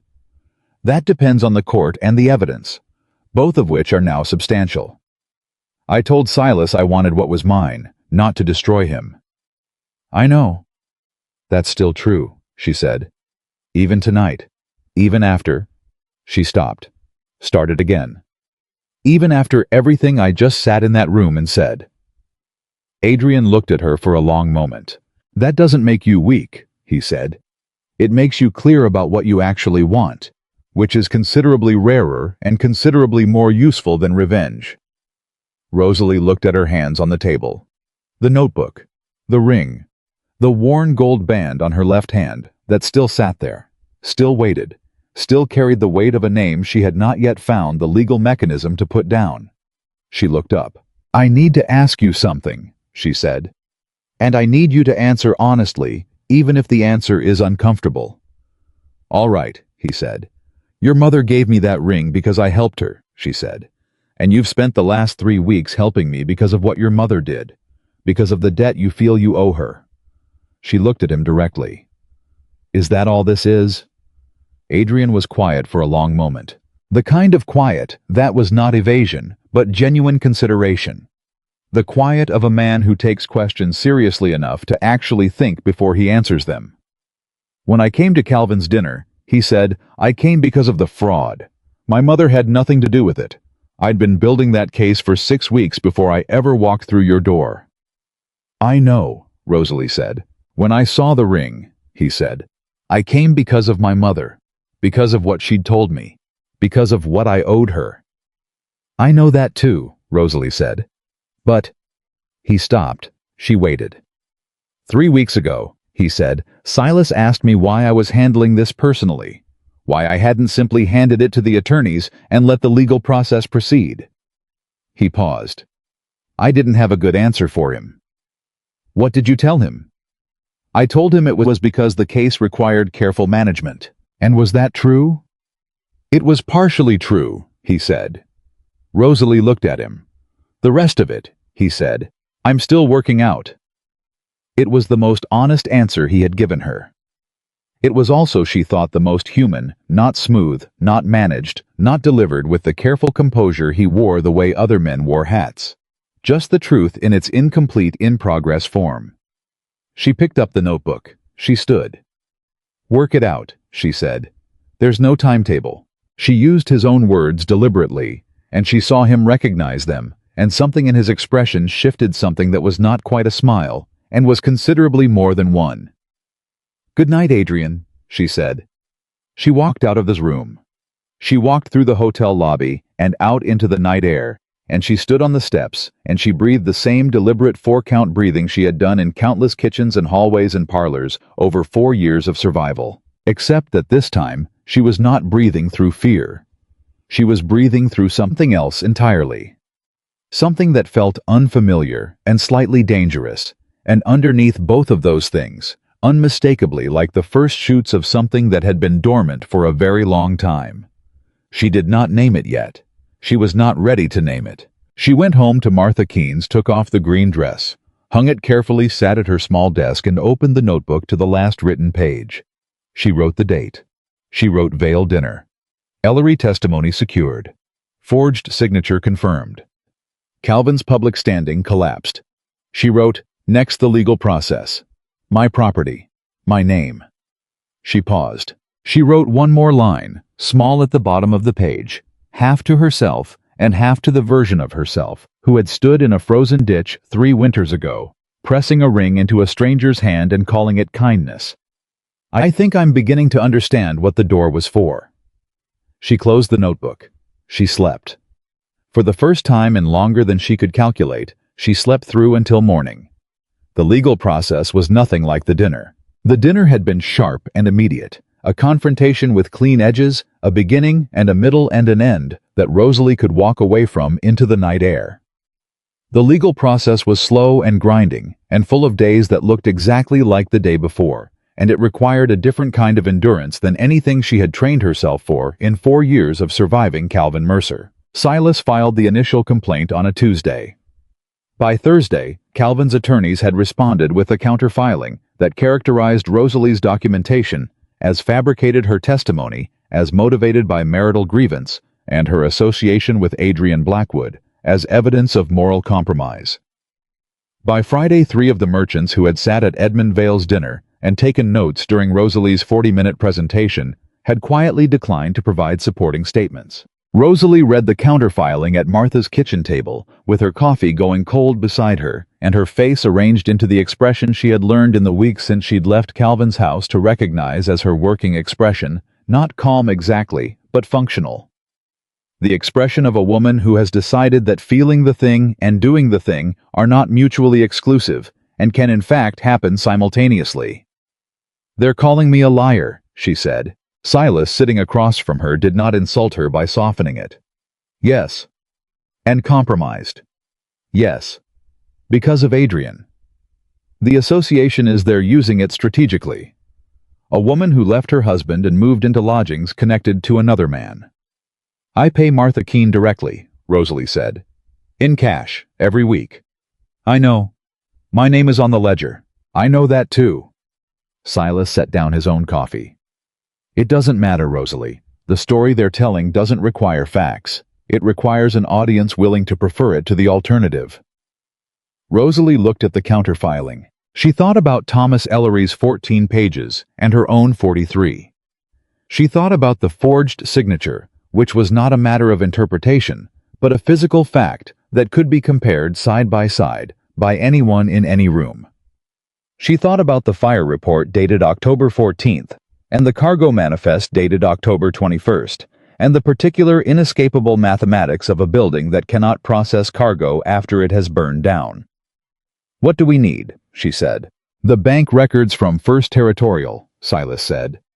The original loan application with the forged signature was filed there, but the internal approval process, the documents that show who authorized the loan, despite missing proper verification, those records are being withheld.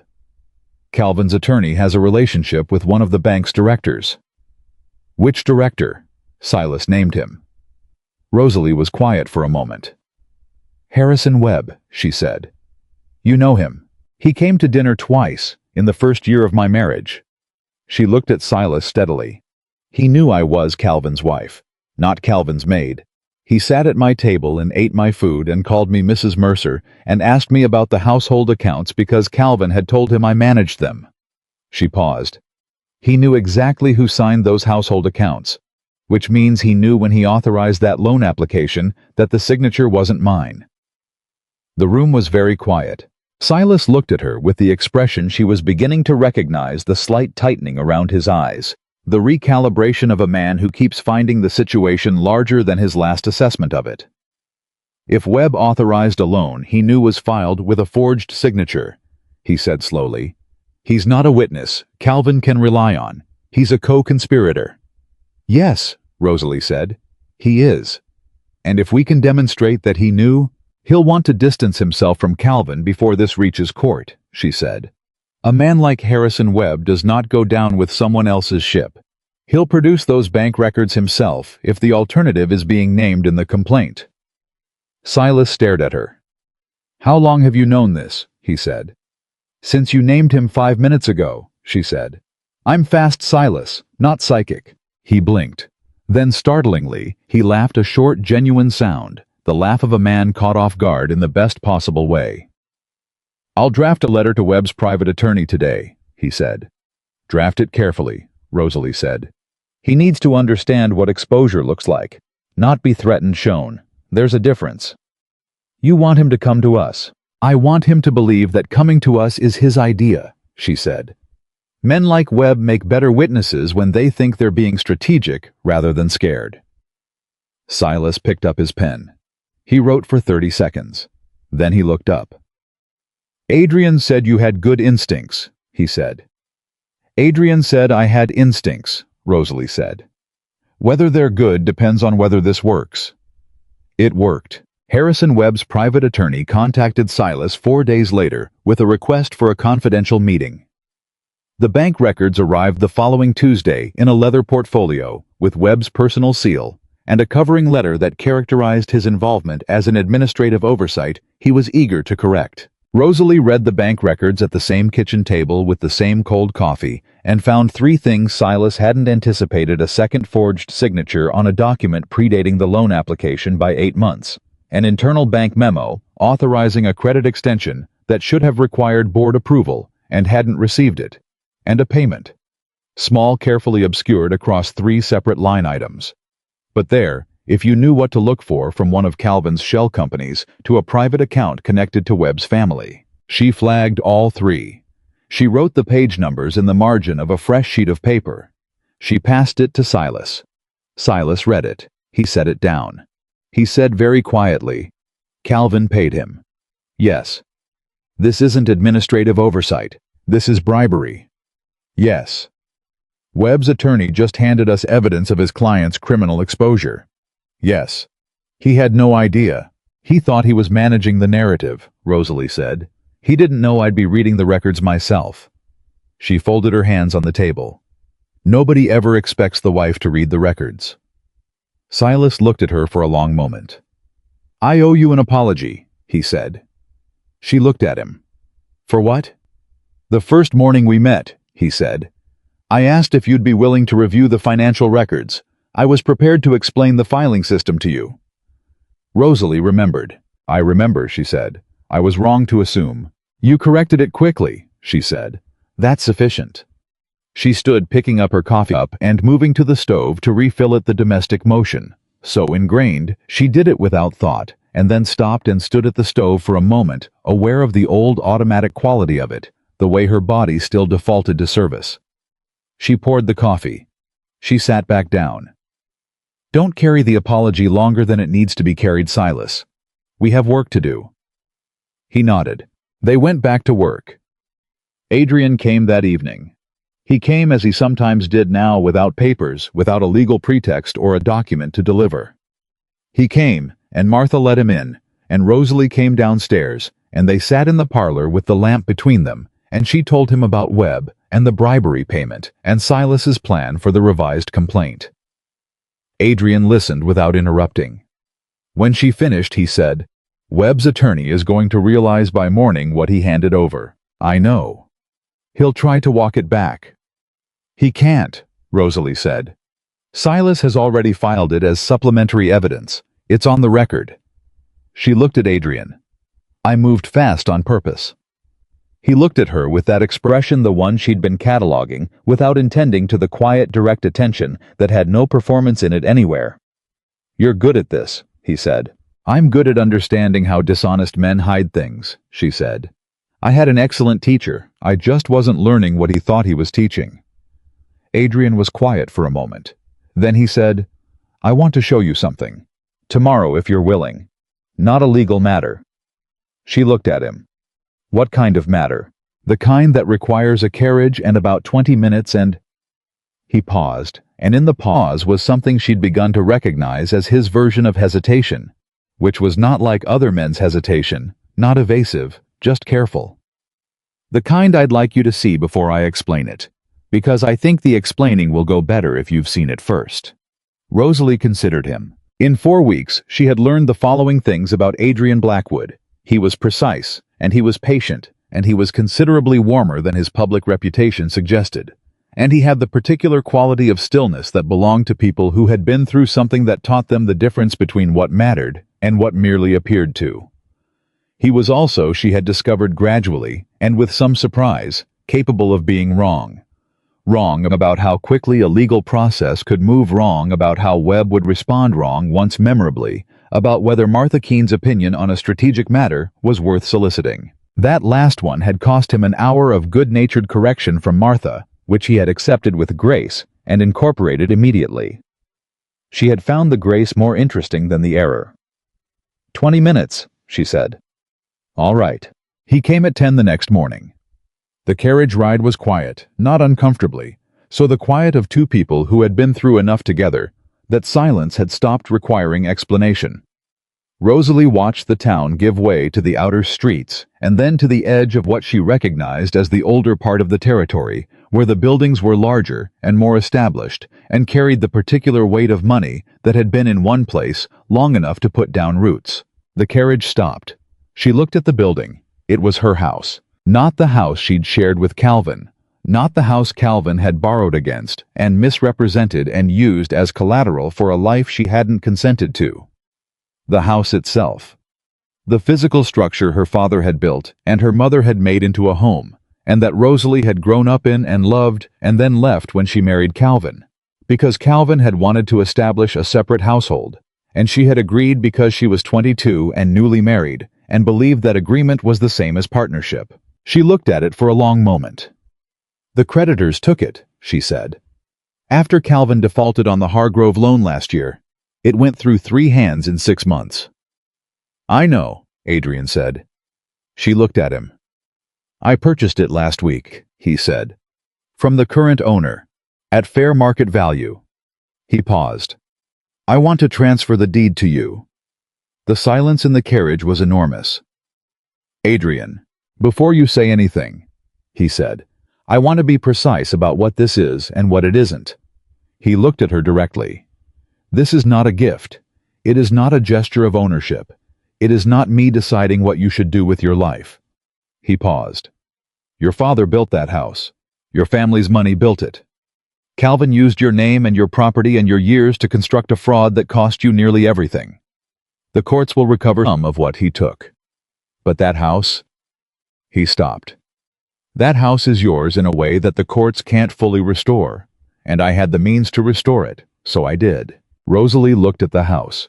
She thought about her mother's kitchen, about her father's study where she had sat beside his desk at 16, learning to read account books, about the room that had been hers, the window that faced east, the way the morning light came through it, the view of the territory that had always made the world seem larger than any single house could contain. She thought about Calvin, about trading her father's house for her husband's house, and what that trade had cost. She thought about what Adrian had just said. This is not me deciding what you should do with your life. She looked at him. What do I owe you? She said. Nothing, he said. Adrian. Nothing, he said again, and his voice was quiet and absolute. Your mother saved my mother's life. That's a debt that doesn't calculate. It doesn't have a price, and it doesn't generate obligation. He looked at her steadily. I am not Calvin. I do not give things in order to hold them over people. Rosalie was quiet. She looked at the house. She said after a long moment, I don't want to live in it. He blinked. Not the way it is, she said. Not as a house, as something else. She was thinking as she spoke, the thought arriving in pieces, the way the best thoughts did, assembled from things she'd been carrying separately without knowing they connected. There are women in this territory, widows' wives' daughters, who manage property, who sign documents, who inherit assets, who are handed contracts and inheritance agreements and household accounts, and who have never been taught to read what they're signing. She looked at him. I have 43 pages of evidence that demonstrates what happens when women can't read their own documents. Adrian was very still. I want to turn it into an office, she said. A place where women can come and get instruction. Basic contract reading, inheritance law, property records, household finance. She paused. The old dining room is large enough. The kitchen could be a communal room. She looked at the house. And the wall where Calvin shattered the wine glass. She stopped. What about it? Adrian said. I want to leave it, she said. One small crack, unrepaired. He looked at her. Not as a monument, she said, as proof that damaged things don't have to be hidden to be useful. Adrian was quiet for a long moment. When he spoke, his voice was different, something in it that she hadn't heard before. Something that was not the careful composure, or the measured warmth, or the practical precision. Something quieter than all of those. All right, he said, just that. Just 2 words given without condition or amendment. All right, he said again. The deed transferred on a Friday. Rosalie signed it at Silas's office with her own signature, firm correct the R with its proper loop, and Silas witnessed it, and Martha Keene witnessed it, and Adrian stood by the window and said nothing, which was precisely the correct thing to do. Rosalie looked at her name on the deed. Rosalie Hargrove Mercer. She looked at it for a long moment. I want to change my name, she said. Everyone in the room went still. Not to anything else, she said. Back to Hargrove. She looked at Silas. Can the name change be filed concurrently with the divorce petition? The divorce petition, Silas started. You were going to recommend it eventually, Rosalie said. I'm recommending it now. File the petition. List the fraud, the forgery, the bribery, and the pattern of financial abuse. List all of it. She looked at the deed again. I want my name back. I want it on this deed. And I want it to be the name I sign when I open the office. Silas looked at Adrian. Adrian looked at the window. Don't look at him, Rosalie said pleasantly. He's not my attorney. Silas looked back at her. I can file both concurrently, he said. The divorce will take time. Calvin will contest it. He'll contest it until he realizes that contesting it means more of his records become public, Rosalie said. Then he'll stop contesting it. Silas was quiet. Then he reached for his pen. Calvin contested it for 23 days. On the 24th day, his own attorney advised him to stop. Rosalie was not present for that conversation, but she heard about it afterward through Silas, who had heard it from Webb's attorney, who had heard it from someone at the First Territorial Bank, who had been in the building at the time. The gist, as it reached her through 3 removes, Calvin's attorney had laid out the complete picture: the bribery charge, Webb's testimony, Thomas Ellery's 14 pages, Rosalie's 43, the forged signature, the backdated manifests, the burned warehouse, and Calvin had sat in his attorney's office for a very long time without speaking, and then said, "What does she actually want?" his attorney had told him. The property, the recovered inheritance, the name change, the divorce, nothing else. Calvin had looked at the table for another long moment. Then he said, "Give it to her." Rosalie read that account sitting at the small desk in her room at Martha Keene's, and she felt nothing dramatic, nothing triumphant, something quieter and more durable than triumph, the feeling of a thing resolved, of a chapter closed, not with a flourish, but with the sound of a door being gently finally latched. She sat with it for a while. Then she opened the notebook. She wrote the date. She wrote, "He agreed." She wrote, "Next the office." She closed the notebook. She went downstairs and told Martha, who made coffee, and said "good," in the tone of a woman who had been waiting for this information for 6 weeks and was not going to pretend otherwise. Then Martha said, "You look different." Rosalie looked at her. "Different how?" "Less like someone who's bracing for something," Martha said. "More like someone who's decided what's next." Rosalie thought about that. "Both," she said. "I think it's both." The weeks that followed were the kind of weeks that don't make good drama, the kind that are full of ordinary decisions and small practical problems, and the quiet, unglamorous work of building something from the beginning. She hired 2 women to help her convert the house. She wrote letters to the wives of 3 territorial judges explaining the purpose of the office and requesting their endorsement. She drafted a curriculum basic practical beginning with contract language and moving through inheritance law and property records and household account maintenance, and had Silas review it for legal accuracy. She argued with Adrian about the curriculum. This surprised her the first time it happened, not that she disagreed with him, but that disagreeing with him felt easy, natural, the way disagreement feels between people who are not performing for each other. He thought the curriculum was too ambitious for an initial offering. She thought he was underestimating the audience. "These women aren't beginners because they lack capacity," she said. "They're beginners because they've been kept from the material. That's different. You don't teach beginners as though they're slow. You teach them as though they've been lied to about their own capability. Because they have been." Adrian looked at her across Martha's kitchen table, where they had been reviewing the curriculum draft for 2 hours. "You're right," he said. "I know," she said. "I was thinking about the wrong thing," he said. "I was thinking about complexity. You're thinking about the audience." "Yes." "All right." He picked up his pen. "Show me where I was wrong." She showed him. He marked it. He asked questions. He did not argue with her corrections, which was not the same as simply agreeing.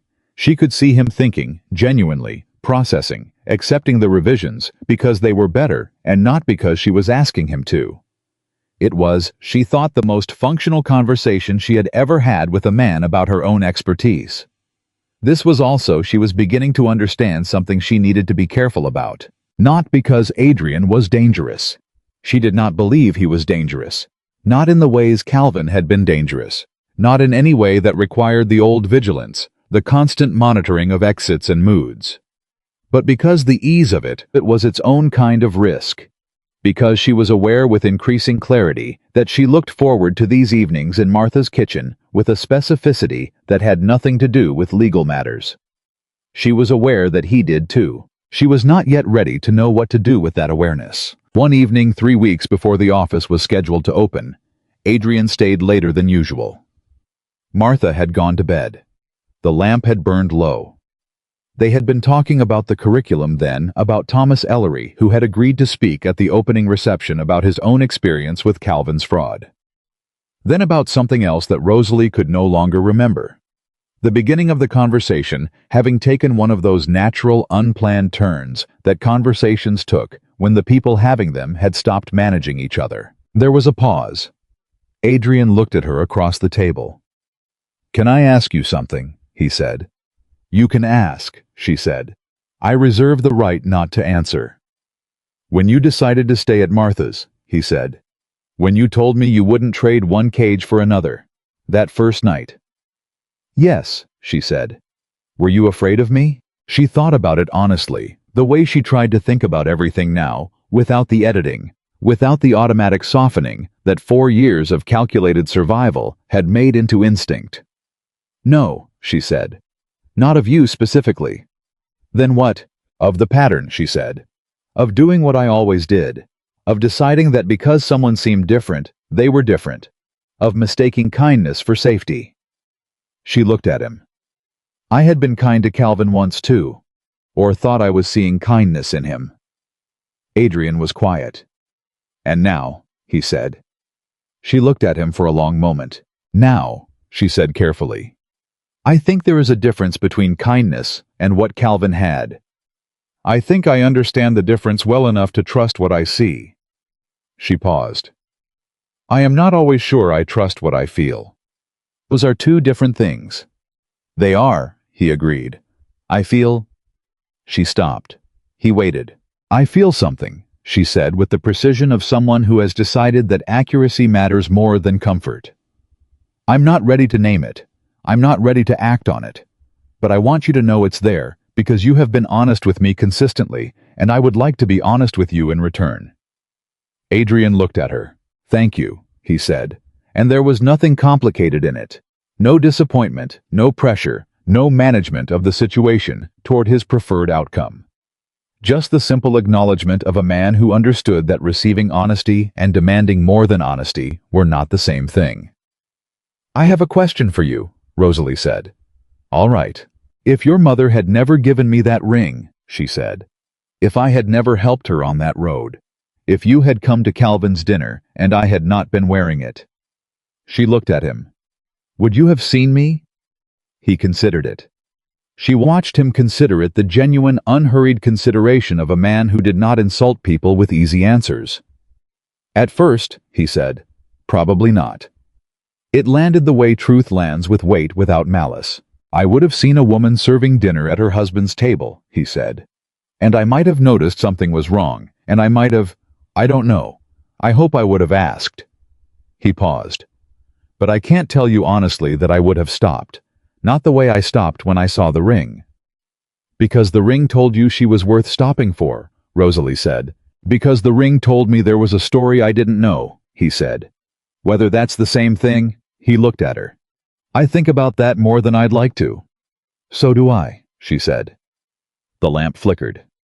Rosalie reached out and turned it up slightly, and the light steadied, and they sat in the steadied light for a moment without speaking. I regret that man, Adrian said finally.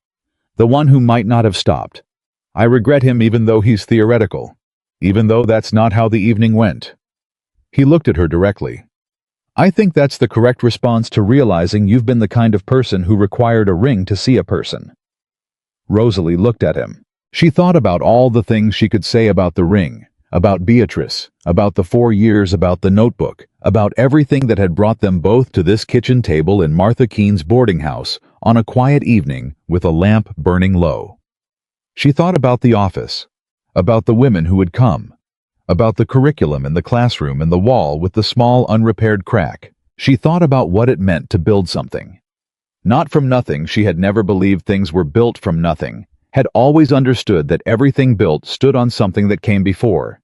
But from what you had, from what you knew, from what you had survived and documented and refused to discard, even when every instinct said the easiest thing was to let it go.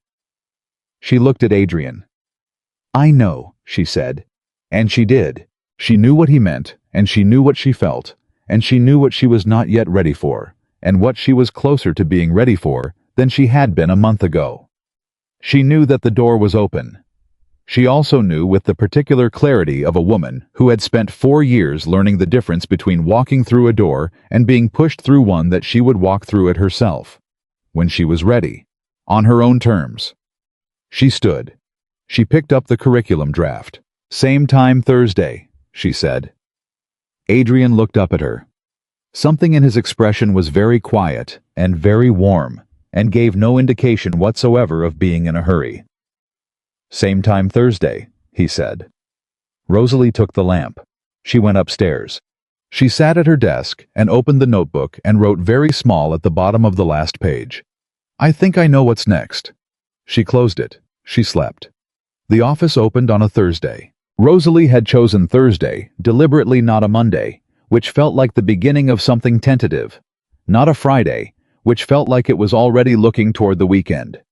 Thursday felt like the middle of something already in motion. Like a woman who had not just started walking, but had been walking for a while and was simply now visible. She arrived an hour before anyone else. She stood in the old dining room.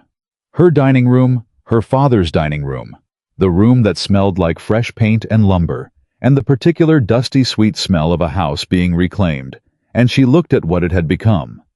Long tables instead of the formal dinner arrangement. 4 oil lamps evenly spaced.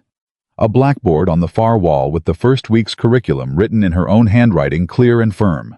A stack of ledger books on the side table, new ones, their spines unbroken. And on the wall beside the door. The wall where Calvin had shattered the wine glass on the night that changed everything. One small crack. Unpainted. Deliberate. Running from the baseboard to approximately knee-height, thin as a thread, but visible if you knew to look. Rosalie looked at it. She had explained it to the 2 women she'd hired to help with the renovation. They had offered to fill it. She had said no. They had looked at each other and then at her and said nothing further, which was the correct response. She touched it now, just briefly, just the tip of one finger against the uneven plaster, and thought about a wine glass, and a man in a dinner coat, and the particular silence of a woman who has learned that flinching only invites more. She thought, look at what the damage made room for. She took her hand away. She went to make coffee. The first women arrived at 9 o'clock. 11 of them. Rosalie had expected 8, had prepared for 10, and stood in the doorway watching 11 women come through the front door of her father's house, and felt something she didn't have a word for, something too large for satisfaction and too specific for joy, something that lived in the space between, I hoped, and I was right to hope. They were not all the same.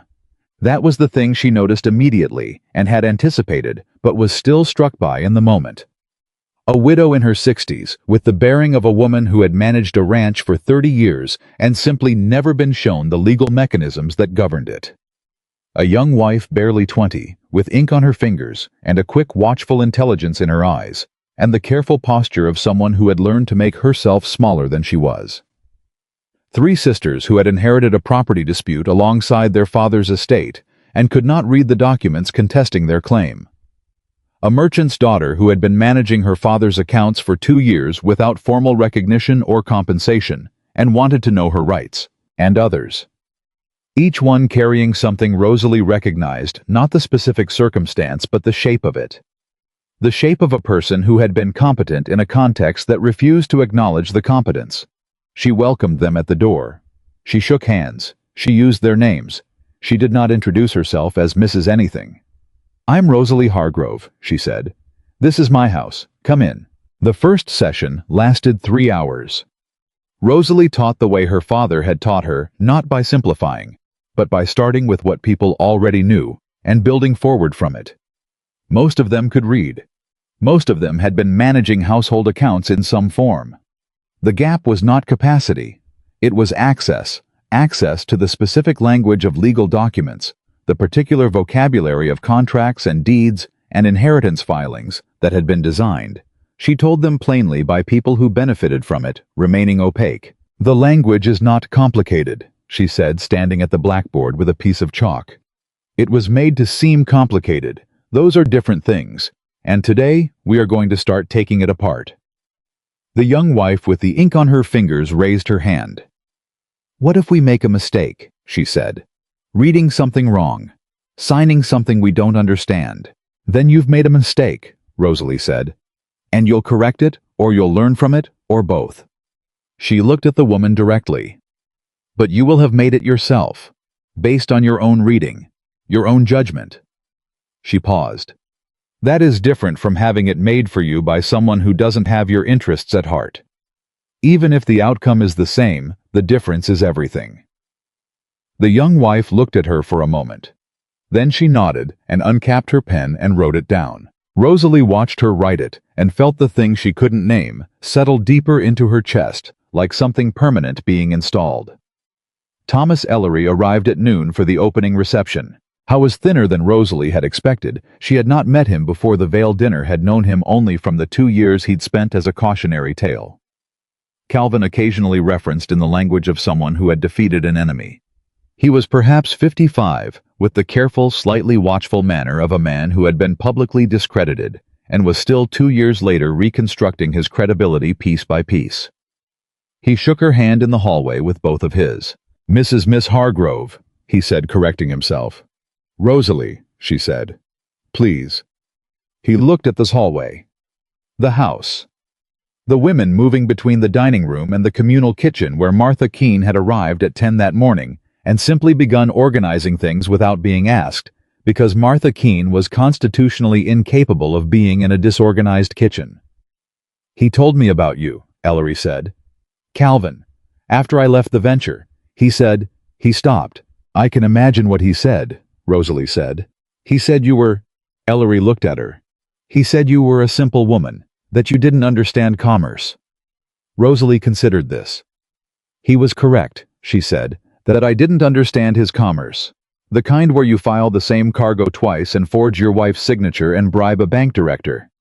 She paused. But I understand the other kind, and I'm better at it than he ever knew. Ellery was quiet for a moment. Then he said, I want to apologize to you. She looked at him. For what? When Calvin began discrediting me in '81, he said, he made comments about his wife, about your reliability, your intelligence. He used you even then as a way of establishing his own competence by comparison. He looked at her steadily. I didn't challenge it. I was too concerned with my own situation to... He stopped. You were being used as evidence that he was the capable one, and I said nothing because I was fighting my own battle. Rosalie looked at him. She thought about all the rooms she had been discussed in without being present.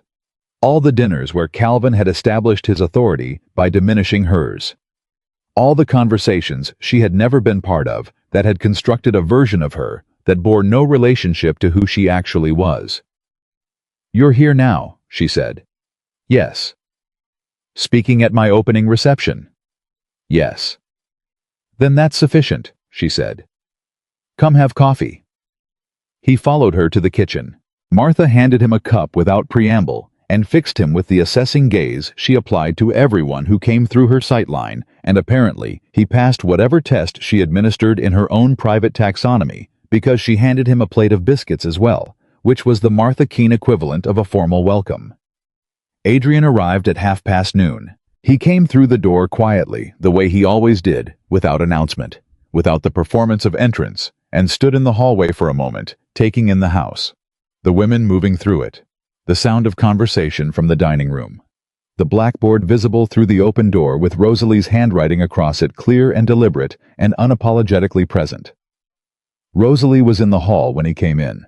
They looked at each other across the distance of maybe 8 feet, and neither of them spoke for a moment, and in that moment, something passed between them that had been building for weeks in Martha's kitchen, and legal correspondence and curriculum arguments, and one late-night conversation about rings and visibility, and the man Adrian might have been if he hadn't stopped. He looked at her. She was wearing dark blue. Her hair was up, but not elaborately, so practical, self-arranged, the style of a woman who had dressed for work and not for display. She was holding a coffee cup and a sheaf of papers, and she looked, he thought, exactly like what she was, a woman in her own house, doing the thing she had decided to do, requiring no context and no introduction. He thought my mother would have loved this so much. You're late, Rosalie said. I'm on time, he said. You started early. I started when it needed starting, she said. Which was early. He smiled, a real one, unhurried, the kind he didn't perform. She handed him the sheaf of papers.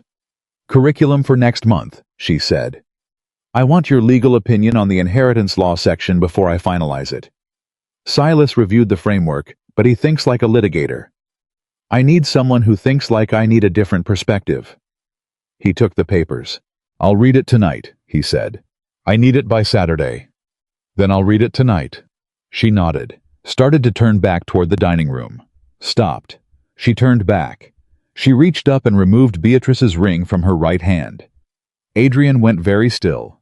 She held it out to him on her palm, the dark gold catching the light, the black wood branches, the hawk between them, wings half raised. "I've been thinking about this," she said. He looked at the ring, then at her face. "Rosalie, let me finish," she said. "I've been thinking about this for 3 weeks. Your mother gave me this ring when I needed a door. And it gave me one. And I walked through it."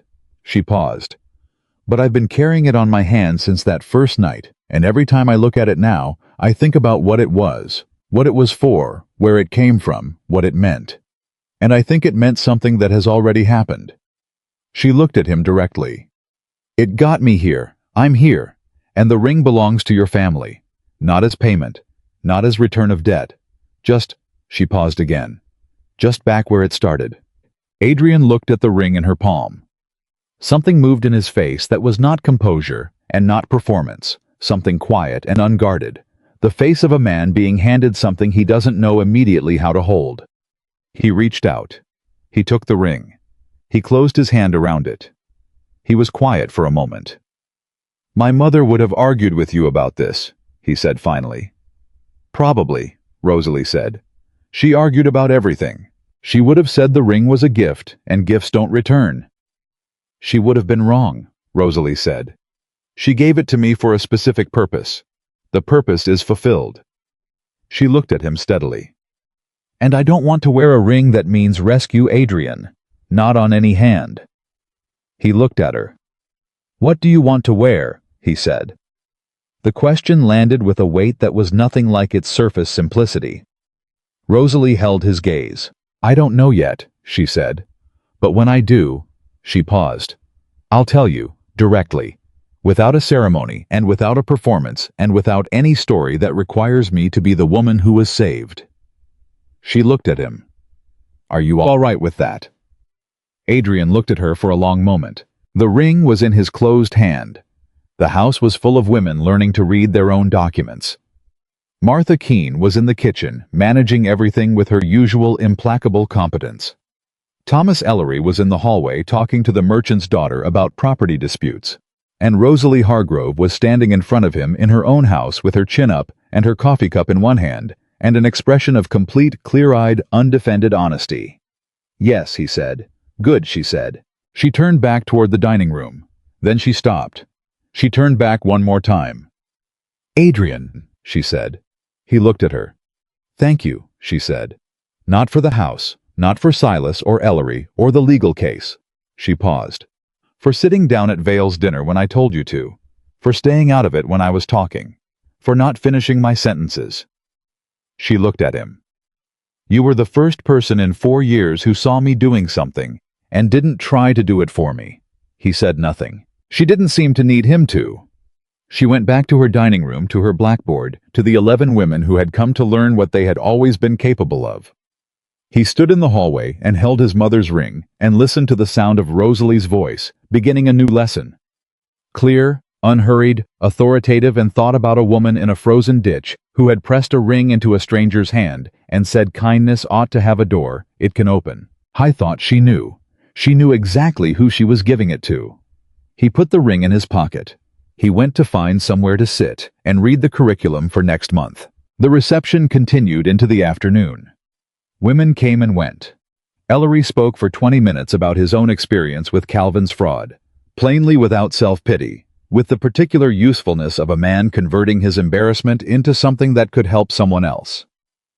3 of the women asked questions that Ellery could not answer, and he said so, which was also useful. A woman arrived at 2 o'clock who had not been expected. She was perhaps 45, well-dressed, with the particular expression of someone who has made a decision that cost them something to make, and is not yet certain it was the right one. She stood in the doorway of the dining room and looked at the blackboard and the tables and the 11 women who were now 12 and said nothing for a moment. Rosalie noticed her from across the room. She excused herself and crossed to the door. "Can I help you?" she said. The woman looked at her. "Are you? Is this the place?" "I heard there was a woman teaching my sister told me." She stopped, collected herself. My husband died 8 months ago. He managed everything, all of it. I have 3 properties and a business interest, and I have been told by 4 separate men in the last 8 months that I should simply sign what they put in front of me and trust them to manage it properly. She looked at Rosalie. I don't want to sign things I don't understand. Rosalie looked at her. Then come in, she said, and don't sign anything until you do. The woman came in. She was the 13th. By 4 o'clock there were 15 women in the house that had once held one woman who was not allowed to sit at her own table. Rosalie did not take a moment to mark this. She didn't step back and survey the room with the satisfied expression of a woman who has achieved something. She moved through it answering questions, reviewing documents that women had brought with them, correcting a misreading of a property boundary clause for the widow who had managed the ranch, sitting beside the young wife with the ink on her fingers, to work through a household account discrepancy that turned out to be a deliberate overcharge from a supplier. She worked. It was the best thing she had done in years. At 5 o'clock, as the last of the women were gathering their things, and Rosalie was writing next week's session time on the blackboard, a small girl appeared in the doorway, perhaps 8 years old, belonging to the merchant's daughter, who was still in conversation with Ellery in the hallway. The girl looked at the room with the direct, uncomplicated curiosity of children who have not yet learned to pretend they aren't looking. She looked at Rosalie. Are you the teacher? She said. Rosalie set down her chalk. She crouched down to the girl's level. Yes, she said. What do you teach? Rosalie looked at the blackboard, at the curriculum written in her own handwriting, at the tables where 15 women had sat today and learned to read what they'd been told they couldn't understand. I teach people, she said, to understand the documents that describe their own lives. The girl considered this with the seriousness it deserved. Is it hard? She said. Some of it, Rosalie said. The language is designed to be confusing, but you're smarter than the language. Most people are once someone shows them what to look for. The girl looked at the blackboard for another moment. Can I come? She said. When I'm older. Yes, Rosalie said. Come back in 10 years. I'll still be here. The girl nodded satisfied and disappeared back into the hallway. Rosalie stood. She looked at the room, the tables, the lamps, the ledger books with their unbroken spines, the blackboard with her handwriting, the crack in the wall beside the door, thin, unrepaired present. She thought about the night that had started all of this, about a serving tray and a dinner coat, and tonight you're the maid, about the ring hidden behind flour sacks and a carriage overturned in frozen mud, and a woman who argued about furniture with the conviction of someone who had never needed to be quiet to be safe. She thought about 43 pages of evidence, about a forged signature and a fraudulent manifest and a warehouse that burned, about Silas's leather case and Thomas Ellery's 14 pages and Harrison Webb's portfolio delivered by his own attorney. She thought about a chair she had refused to burn, about kindness having a door. She thought about Adrian in the hallway with his mother's ring in his closed hand, reading a curriculum she had written about the documents that described women's lives. She thought she was never valuable because a powerful man noticed her. The powerful man simply became the first one willing to stop talking long enough to see what had always been there. She picked up the chalk. She wrote at the bottom of the blackboard below the week's curriculum, in the same clear, deliberate handwriting, next session, Thursday, same time. Bring your documents. She set the chalk down. She turned off 3 of the 4 lamps. She left one burning. Then she heard a step in the doorway and looked up. Adrian was there. Coat on, hat in hand, the curriculum papers folded in his breast pocket. He looked at the room, the one remaining lamp, the chalk dust, the ledger books, the crack in the wall. He looked at her. Ready, he said. Almost, she said. She went to the window.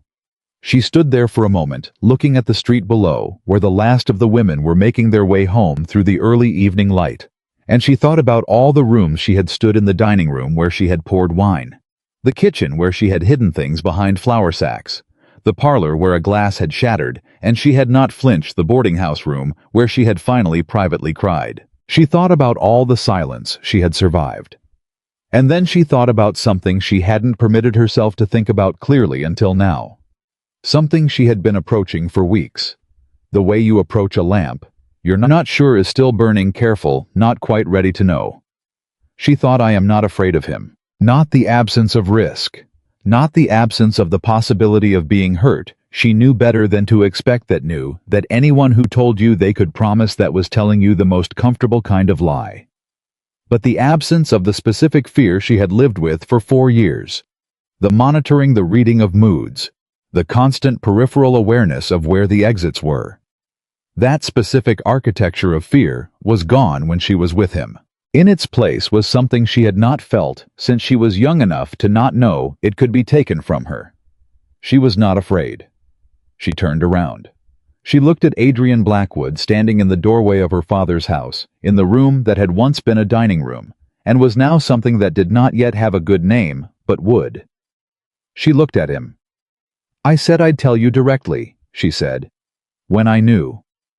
He went very still. I know, she said.